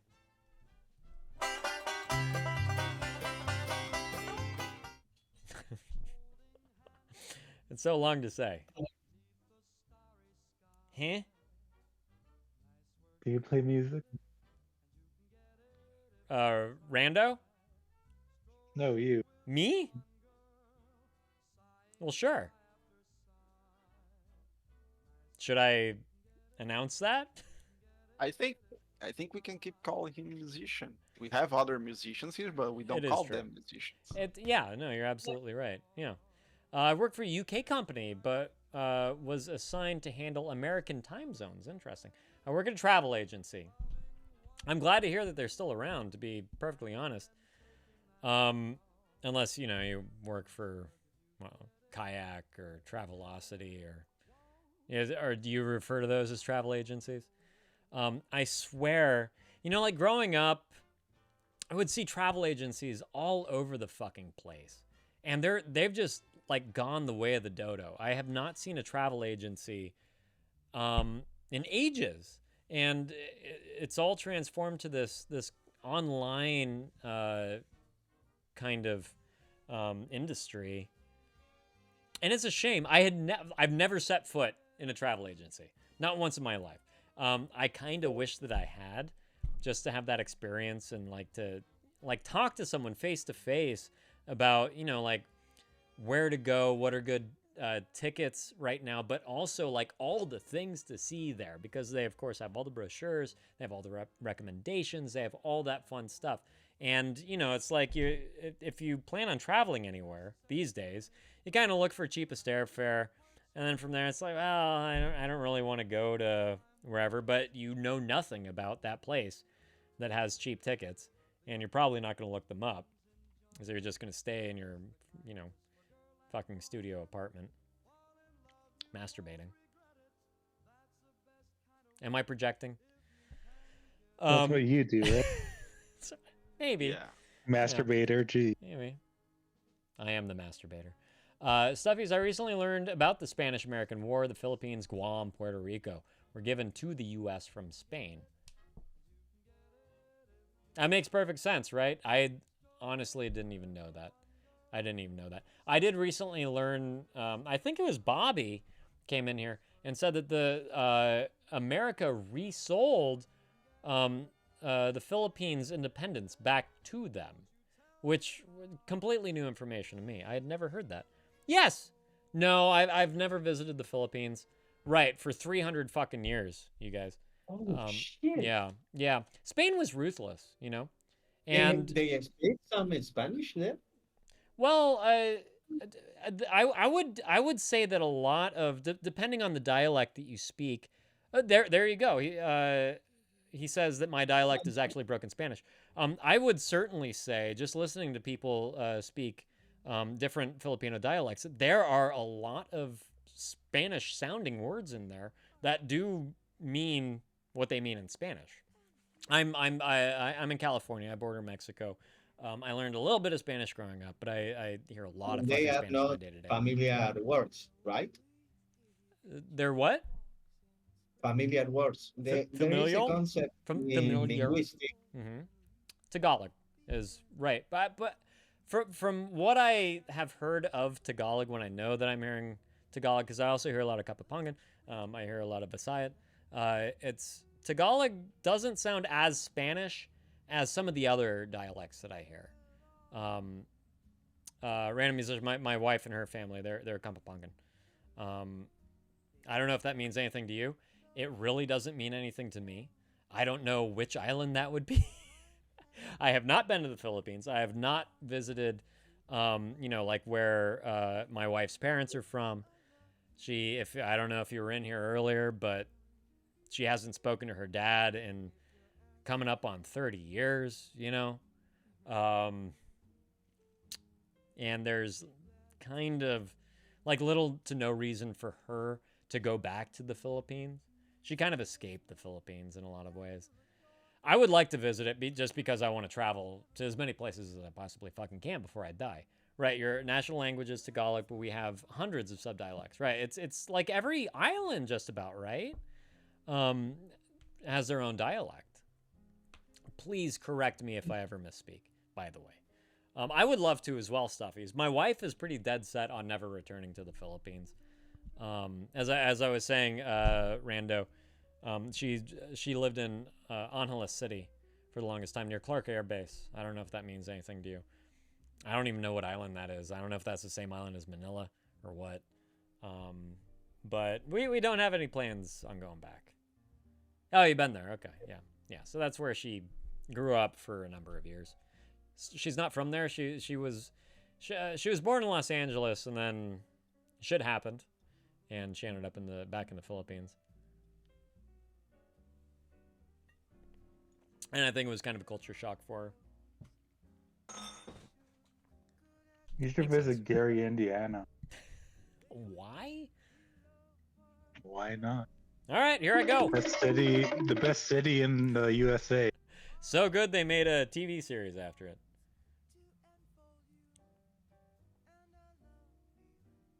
Don't tell me that flew over your head. What? What's Francesco? I heard you making a noise. Yes, like a cricket. Because Oh. I thought you asked the question to him. There you go. Exactly. Chirp, By chirp, the way, chirp. there is that concept in linguistic, which is familiar words, like the new word for example, computer. Okay. Computer is not an old word, so Right. it could sound very similar in English, like in Spanish. For example, in Spanish, es computadora. Right, exactly, yeah.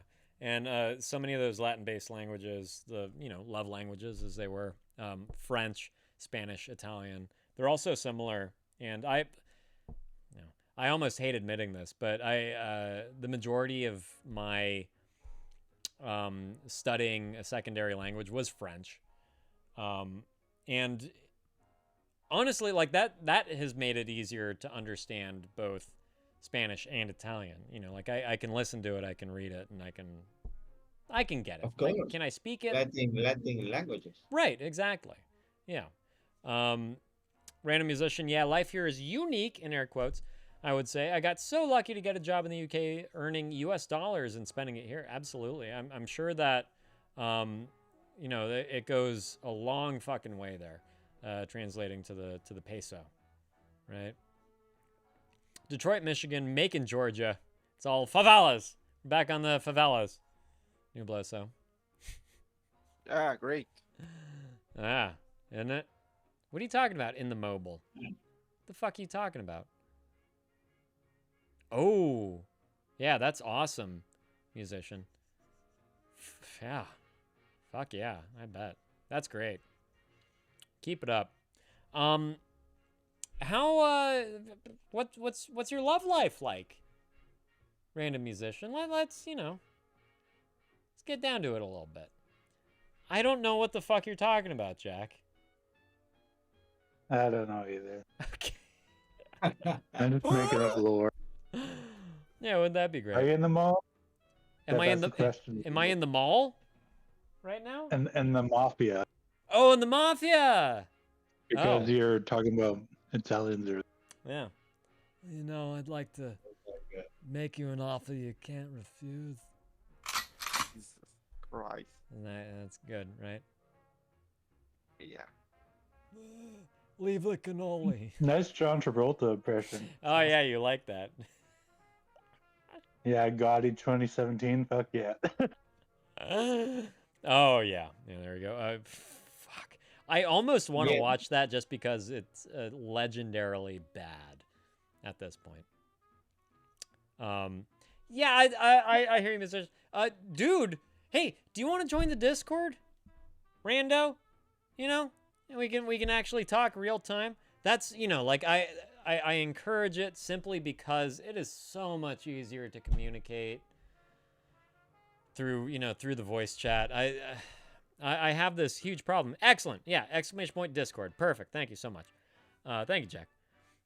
Oh, you like that, Stuffies? Yeah. There it is. I know, it's a little scary. But it's really challenging because of the delay, and also added to that is, like your fingers can only move so fast if you're on a keyboard. If you're on a phone trying to type and have a conversation, it's so fucking hard. And I'm going to sit here and ask 10 more questions just because I can't sit here in silence, So it's challenging. Yeah, You're a he good just host. cannot shut up. I cannot. This is true. I cannot. I get so goddamn diuretic when I sit here. My mouth just never stops. Everyone knows it. Everyone knows it. Oh, Francesca, I'm just reminded that you typed the command in the Discord. So cute. So cute. Oh my goodness. Just want to pinch those cheeks. Butt Sweetie cheeks? pie. His butt cheeks.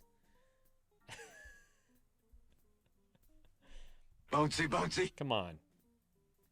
Bouncy. There we go. Yeah, that badonkadonk that you guys no doubt have, especially all that soccer, right? Yeah. Yeah. The dunk. Oh man. I can't have an orgasm unless something is in my ass. What other butt drops do I have? I know I have some good ones. That's my God. It's a good one. Does it go in the butt? Hang on. Does it go in the butt? Jack, was that you? Baba Booey. I still remember your story about the guy licking your foot. Oh Jesus, yeah. That's my disgusting. God. Oh, hey, just a random musician. Is that you in the reception? Are you Illa Dixon? Painful erection that will not go away. Is that you? Illa Dixon? If it is, Nubloso or Jack, would you mind changing his Sure. On it. Thank you. I can't type, you know that. Roger that. Illidan. Okay. Oh, got you. Everything for you, don't. Well, you do, yeah. Me and Nipoloso fucking working our asses off. What I fucking pay you for. Jesus Christ, stop complaining. Hey, Francesco, it has been such a pleasure getting to catch up with you. I love it when you're high. Keep it up, buddy. Please.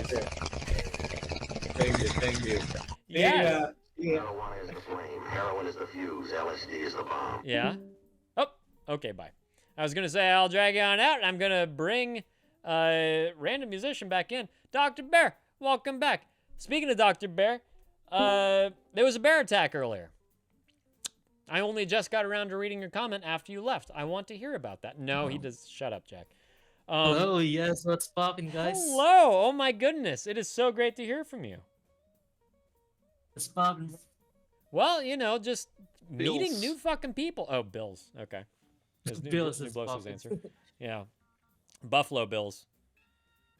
Just tucking and jerking and lotioning. It had to be there. I don't know. So what's up, man? Nothing much, dude. No? Right now, I'm just currently trying to finish my shift. I'm not really doing much right now. Excellent. Yeah. Let me tell you my story. Actually, you asked earlier if I had a girlfriend, and Yeah. I actually had a crazy story. Oh. So back in 2020, back in the pandemic, Yeah. I actually got into a relationship, and it turned into a committed serious relationship. Nice. And then it lasted only about 4 years, ended recently last year. Yeah. I don't know about only. That's it. That's a good chunk of time, you know what I mean? Yeah, that's like 4 years of my college. I was with her. Yeah. Okay. Yeah, and yeah, we got to a point where we got a job at the same company, and bro, that was my biggest regret, because bro, Yeah. I never thought that there'd be fucking like people making issues and stuff at the office. Yeah. And yeah, you know how it goes. She started believing all that stuff, and throughout those years, like, her friends became my friends, and my friends also became, it messed everything up, man. Ruined our relationship. Yeah, and when we broke up, like, dude, all her friends hated me, and those people were like became my brothers and sisters. Yeah, Shit, it yeah. really sucked, man. Yeah, that's all really hard. I went through a similar transition. I was previously married, and of course we shared a lot of the same friends after, it didn't take too long to do that. Made a lot of, new friends out of her friends. She made a lot of friends out of my friends. And it's dividing all those people is really straining. And it's difficult. And I still think about some of her friends that I ultimately liked way more than her. Yeah, exactly. Yeah. Some of those people, like, I hang out with every day already. Bummer. And it was a hard it was hard adjusting to the the new normal of my life. So Sure. that was all like, yeah, I really had to start from scratch. You know. Yeah. No, of course. How long ago did you guys break up? It was 7 months ago. Oh, okay. So, I mean, that's still pretty fresh, considering it was a 4-year-long relationship. That's still fairly fresh. Yeah. Have you started dating again? Well, I've been talking to a few girls, Yeah, a few. Yeah. but nothing serious. Okay. I mean, you I'm know, just having fun. I'm just having fun right now. perfect. That's exactly what I was going to say. Like, you owe yourself a bit of fun, you know? You don't have to jump straight into something serious after, you know, being with one person for so long. It's good to just like get out and get to know people, you know, like there's a lot of fun just in that. It doesn't have to be like sex related or drinks related Yeah. or it's just fun getting to know people. And yeah, and I know myself right now that I'm not really ready to be Awesome. in a relationship or even in a situationship. I think this is a toxic trait that I have. Is Wait, what? A situation. Situation? Yeah, What I is that? Situationship. I love that. We've only just heard it in here. And Oh, that's like it's like you guys act like as if you're in a relationship, except you're not. oh, good, Jack. I'm glad to hear it. Right. Well, that's just going out, isn't it? Yeah, it Yeah, could be just kinda. dating. It could be just like being friends and kind of flirting and teasing and not taking it the next step. mean, It's kind of like the new friend zone. I mean, taking it the next step is also a part of it. Yeah. Yeah. Okay. Yeah, I'm old, I guess. Right. I personally really appreciate that phrase because I think the term friend zone is absolute bullshit. You know? I think it's garbage. I really do. I think it's just a load. And it's one that mostly guys use when they get to, you're like, she's just not interested, man. You know? So situationship puts it in a better context in my book. Yeah, it's like you guys are like, you know, like you're going out except there's no commitment. Right. Yeah, it's a step before Giving it a Yeah, label. it's like a step. Yeah, Yeah. exactly. Yeah. Okay, so they just gave that a name, Yeah, they did. basically. Yeah, because everything has to have a name, right? Yeah. Yeah, Yeah. you know, right? Yeah. And yeah, like I What's said, in a name? Yeah. part of Anyway. the toxic trait that I have right now, I'm aware of it, is like I like blocking my emotions Oh. just yeah. so like I don't get hurt myself. Hmm. That's Well, that's kinda there's much more healthier ways to not get hurt than by not allowing yourself to feel what you're feeling. You know? yeah, and I really have to explore on that. Yeah. I would, you know, the kind of the mantra in this room, since you're new to the community, is dealing with reality on reality's terms. That's what we say around here, and that's what we all must abide by if we're going to live kind of any form of meaningful existence, especially within the realm of relationships, which are tricky and they're muddy and they can be hard and they can be cruel, but they can also be life defining, you know. So if you are constantly just trying to trick yourself that like, oh, maybe she'll come around, you know, like maybe she'll grow feelings for me over time if I just keep pestering, if I buy her this slice of pizza or more lumpia or, you know, like whatever you're doing over there, like maybe she'll come around, maybe she'll like me.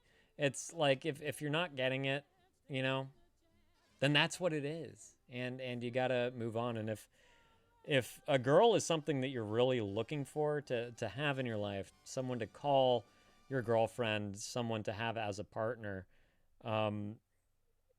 keep looking, you know? And considering the fact that your relationship also just ended not horribly long ago, best remedy for a dead puppy is a new puppy. I hate saying it, but it's the fucking truth, you know? And I think the sooner that you get back into the dating pool and like actually dating versus situationships versus veiling it as, you know, something casual, something that's just friendly, like you're just hanging out or whatever, the quicker that you can begin to move on from your previous relationship. Just like feeling relevant, feeling attractive, feeling like there's someone out there that is interested in you and getting to know you, is huge. As someone, you know, like I was married for 4 years. I was in that relationship for 8, and I like, there was nothing like at that point in my life, like getting back out there and dating and finding women that were interested in me. I had no fucking idea, you know, that I was desirable by any fucking means. I thought that this was it, you know. I thought that she was the one. I thought that it was the best that it would ever be, and it was just like feeling. You just lost your whole game for that. Yeah. It was just like getting back out into that dating pool and feeling that excitement all over again, and you know, feeling desired and attractive, and it's just like, oh my God, she's interested. Are you fucking kidding me? It is reinvigorating.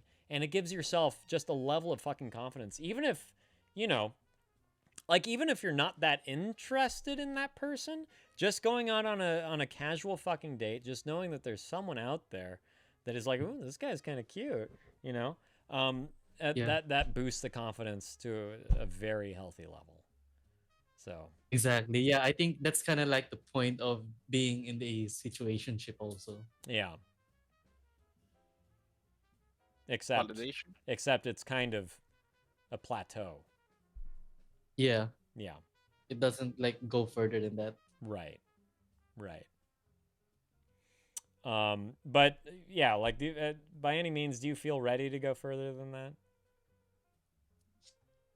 Honestly, I don't think so. Yeah, I and that's think I fine. need more. I think I need more time, a little bit more time to I think recover from the previous relationship. Sure. I won't want to be like go in a new relationship and then I still haven't like healed from my previous one. I just end up like hurting my new partner and such. Sure. Well, I want to do that.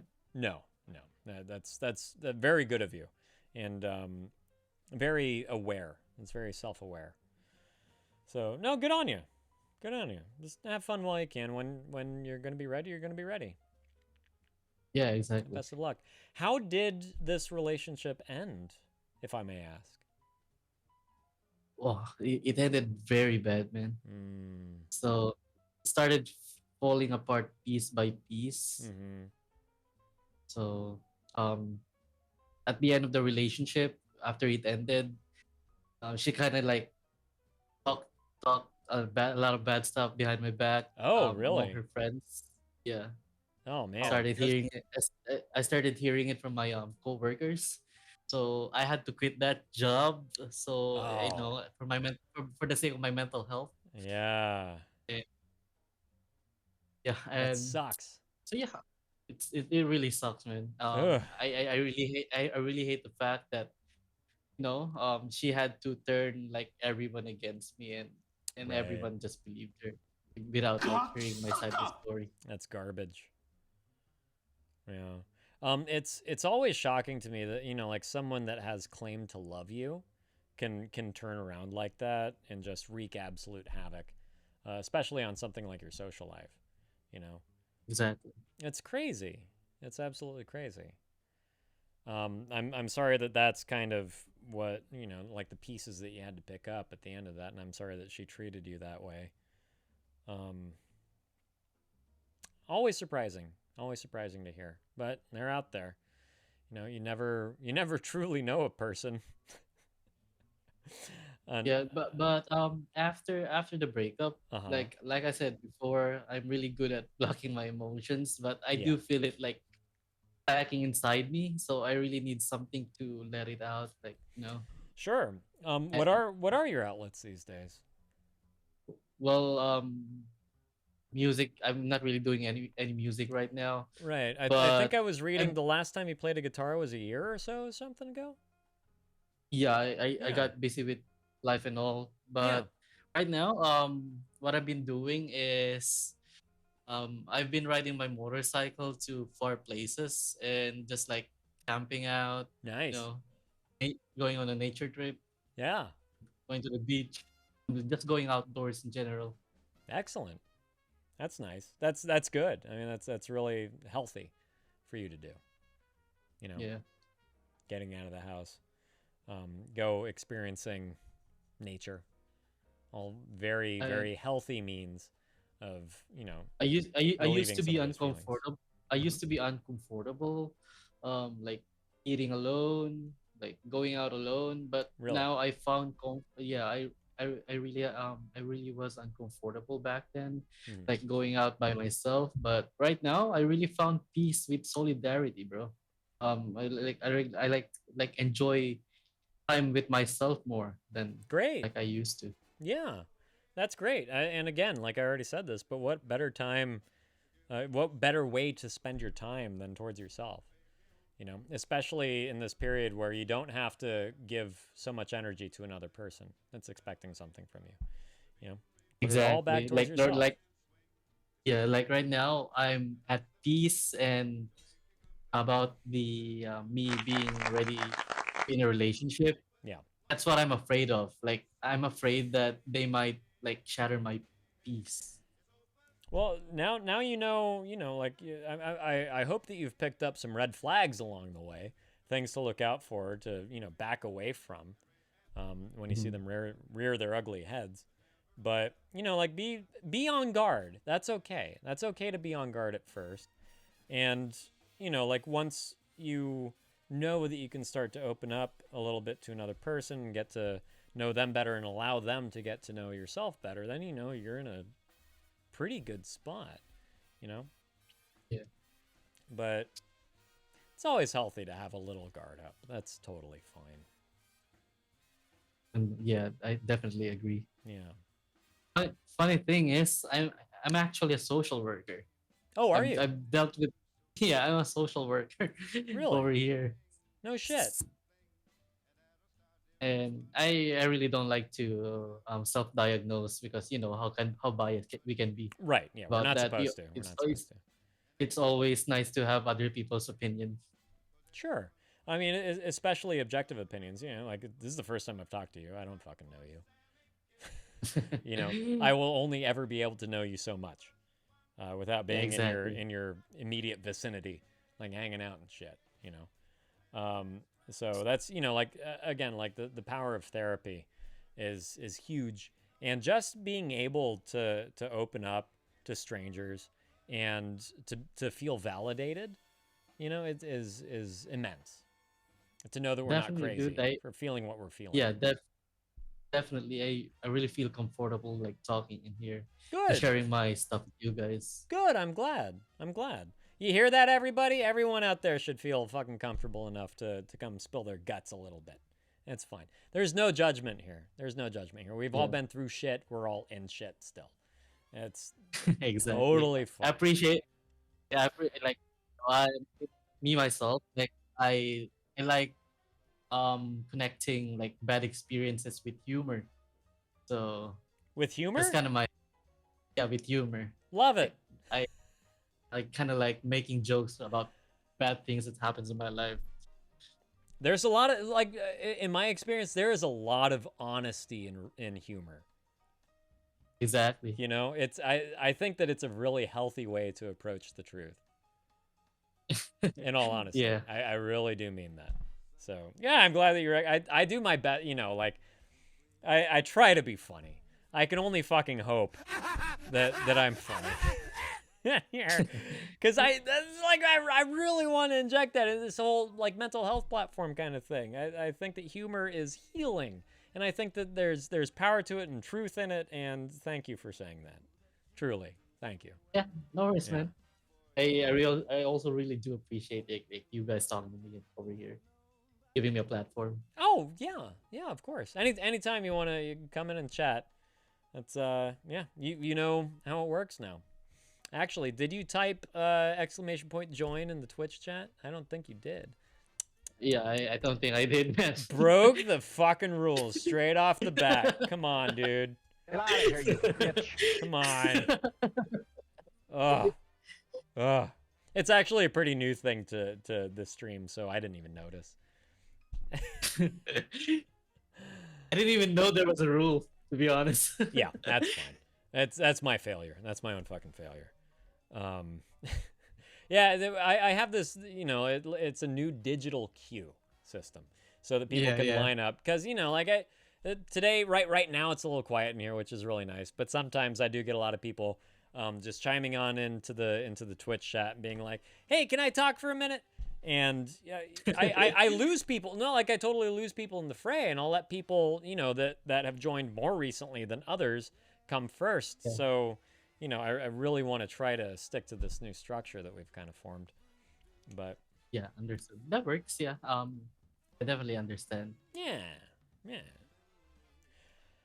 You mentioned that you live in California, right? Yes. Yeah, I'm in the Bay Area. Oh, okay. So is it true that the cost of living in your state is higher than the like rest of America? Yes. Yeah. Strictly in the Bay Area. We and it's kind of a rivalry in a sense between us and New York City. It's almost like who can be more expensive. So it's like, you know, our rent prices go up and then, you know, they're like, oh, no, you didn't. And they raise their rents. And then we're like, oh, you see what that bitch did over there? So we raise our rents over here. It's like vying to be the most expensive place to fucking live. It's really annoying. It's really fucking annoying. Like what's an average cost for rent over there? I mean, I can tell you right now, my wife and I, we live in a 3-bedroom house. It's rented, right? We're renting this place. It's $3,500 a month. That is on the low side. Like, we really lucked out. A similar place in San Francisco would be more like double. It'd be more like $7,000 a month. I paid $2,800 for my bedroom back in 2020. 28? Well, it was a 3-bedroom for $2,800. Yeah. Yeah. I mean, that's still like, that's expensive to me, you know? That's still fucking expensive as hell. Wait, sorry, I didn't catch that. Are you guys talking about rent? Yes. Oh, yeah, I'm curious. How is the rent where you guys live? Sorry, I was answering a message, so I didn't catch that conversation. Oh, man. Oh, I mean that is because here in Brazil, rent is a bit expensive. Uh-huh. I'm sorry, I wasn't listening. And then some people say that, you know, I'm going to move to America, for example, because rent there is cheaper. But is it though? It depends on where you live. I mean, you can live in bumfuck nowhere and, you know, have racists constantly breathing down your fucking neck to get the fuck out of their town and back to wherever you came from. And it's going to be pretty cheap around there. You know? And you're going to have a shit-paying job because the federal minimum wage is still like $6.80. Of course, California, our minimum wage is more. So cost of living around here is higher, but we earn more money. And it's, you know, like you pay what you get. You pay for what you get. So, like, as I was saying, Nublo, so my rent in this current 3-bedroom house is $3,500 a month. It's $3,500 a month to live here. 3,000? Yes. Are you surprised? Wait. Not 300. 3,000. $3,500. Okay. Again, how large is the apartment? 3-bedroom. 3-bedroom. 1 bath. Kitchen. Living room. Kitchen/living room. Yeah. Garage. Bathroom. In a parking space. In the garage. The garage. Yeah. 3,000. Yes. You gotta be kidding me. That gotta be other states that are cheaper though. Yeah, but then you're living in a place that you don't want to be at. You know? That is insane. Wait, I thought rent here was expensive. You can find a house, not an apartment, a house with 3 bedrooms, kitchen/living room, a garage and everything for $800. Waladi fucking da. You told me to never come to Brazil, so it's not like I'm gonna move there and get a house. I mean, at this point, $250. You pay how much, Random? I paid $250 for a 2-bedroom apartment. $250 for a 2-bedroom apartment. Yeah. oh, That's okay. incredible. So next time I hear Brazilians talk about expensive price of rent, I'll things, tell them go to Philippines. There Wait, you go. 3,000 is crazy, crazy. Yeah, it That's is. beyond expensive. And Jack was saying 2,800. How long ago was that, Jack? Huh? You were saying 2,800 for your place? Yeah, 2,800 for a 3-bedroom. For a 3-bedroom. How long ago was that? Those are pretty small. 2020. 2020. Yeah. Yeah, it's not much cheaper than that. That's really not. I'm kind of surprised that it's that expensive. Vancouver is Snafu! pretty much Good to see you, like buddy. the Canadian San Francisco comes to prices. Okay. It's fucking expensive to have. Right, right. But better to live there than other places. Potato, potato. Potato, potato. So not really? Yeah, East Hastings could be a bit. Oh, God. It's really, it's unfortunate. Yeah. That's where like a bunch of native people are at and stuff. Like like the LA section of like homeless station and all that. It's like that in Vancouver. I see. Bunch of like Yeah. But I just feel bad for him more than anything else. Sure. No, that makes sense. Snafu, how the hell have you been, buddy? Good to see you. Welcome back. Hope you got some plans for this weekend. Random. Yeah. Were you living with your girlfriend at all before the breakup, or? Yeah, we were living together. You back were okay. Yikes! Yeah, that always makes it a little more difficult. Then. Yeah, I Done really had to start from rock bottom and then Yeah. build my way up to where I am right now. Yeah, no, of course. I hope that you've, paused and been able to afford yourself a little praise and a pat on the back that you have rebuilt from rock bottom and have made a nice, comfortable lifestyle for yourself. Yeah. Have you been able to do I that? Definitely. Yeah, definitely have. However, there are some days where I do relapse. Oh, Or like in what way? like out of the blue. Like I just randomly dream about stuff, like in my sleep, I dream Oh. about You can the control it. past. Yeah, you can't and- control that. Yeah. And yeah, it sucks. You wake up really sweaty, even though it's really cold. You wake up really anxious, and you have to like calm yourself, stuff like that. Sure. Yeah. Sometimes it's difficult when you relapse. Yeah. I wouldn't, personally, I wouldn't necessarily call that a relapse.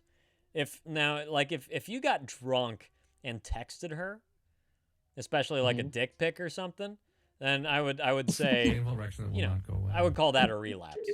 I don't think Okay. your subconscious mind or unconscious mind even, I wouldn't consider that a relapse. I would consider that just, like a sign that it's still kind of mulling there under the surface and that you're not quite over it Yeah. all.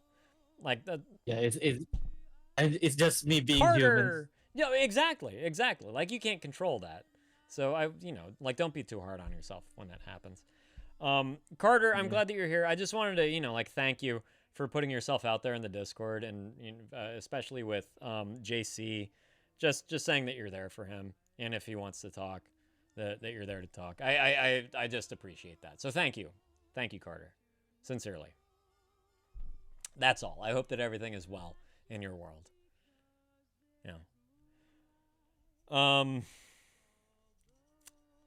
So let's see. You're 25? Is that what you said? I'm trying to remember. Yes, I am 25. 25. Okay. Was that was the longest relationship that you've ever had? 4 years? That was definitely the longest relationship that I've ever had. Yeah. The previous one before that was 2 years. Oh, hey, And the I mean, previous one. God, that's Yeah, the previous fucking one long. before. Yeah, the solid. previous one before that was just high school puppy love. Sure.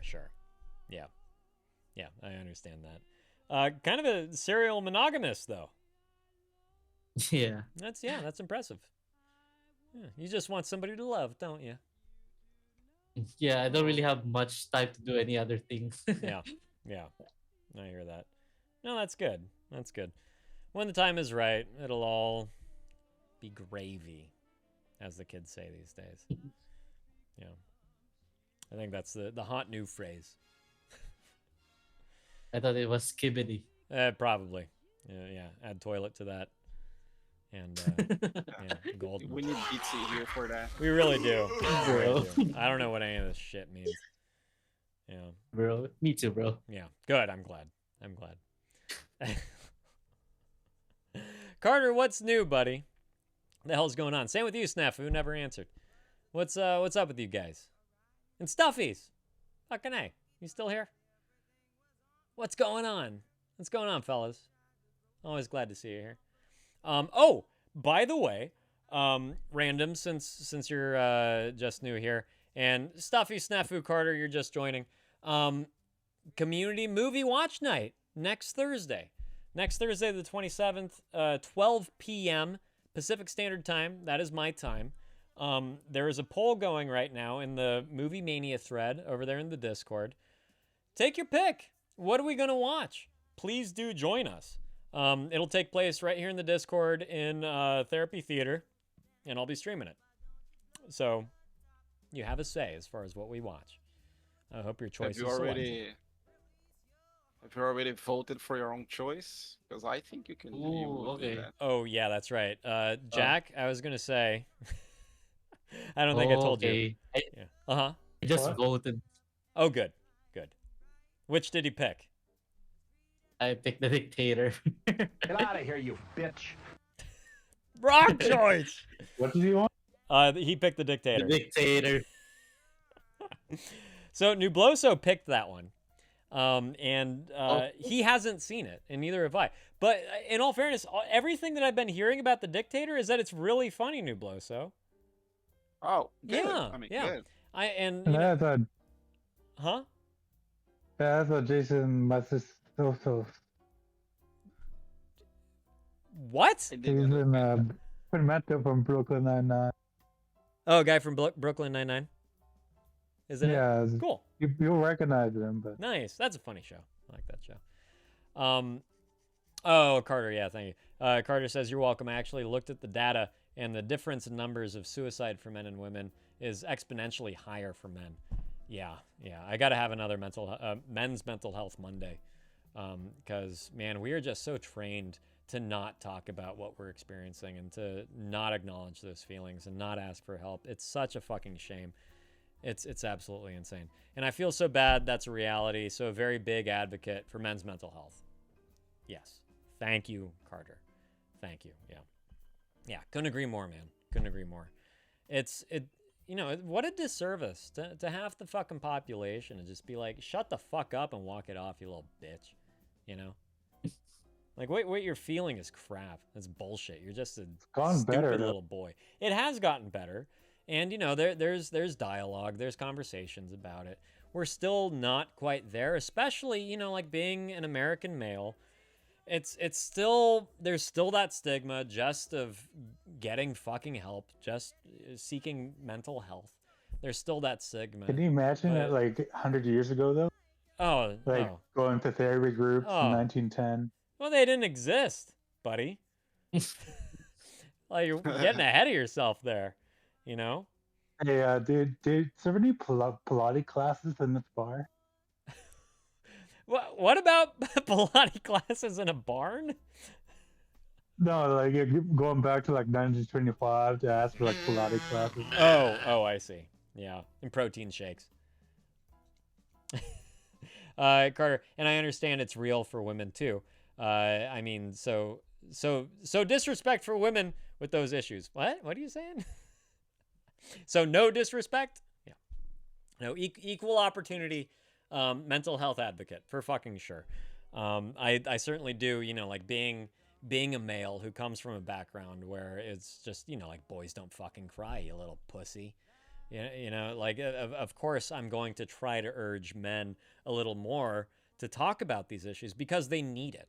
They need that little push to actually start opening up. So yeah, you do have to work a little bit harder talking to men and pertaining to their issues than you do with women. Women are more self-conscious, more in tune with their emotions and everything going on. No, you're good, Carter. I understood ultimately what you meant. So no, like men do need that little extra push. Everyone should get help if they need it.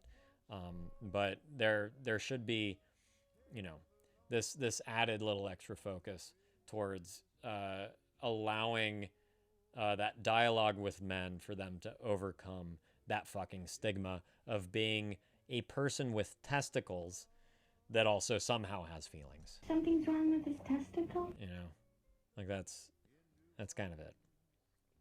So yeah, equal opportunity for fucking sure. Yeah, but as I was saying, let me check, but I think Pete is capable of doing that. Doing what? Voting for your own movie? No, I can't. I made the poll. You can't vote on your own. It's grayed out for me. It's grayed out. Wait, you can't? No. I think I can vote for my own choice. You didn't make the poll.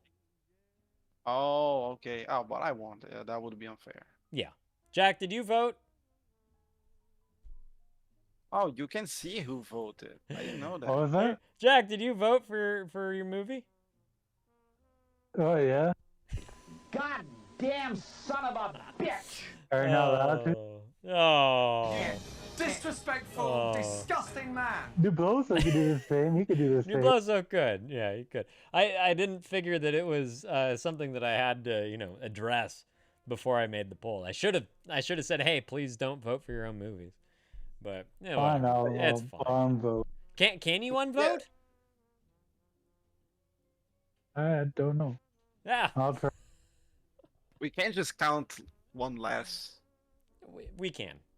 Jack, let us know if you can unvote. If you can't, it's all good.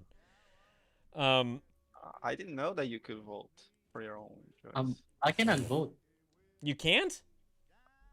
I can. I removed vote, so it should be fine. Oh, okay, perfect. Thank you. Thank you for evening it out a little bit. Whoop! Oh! Where'd random go? Uh-oh. What about Where come did and you see go? it? Say again. What about come and see? It's already there? No, it's coming on Monday.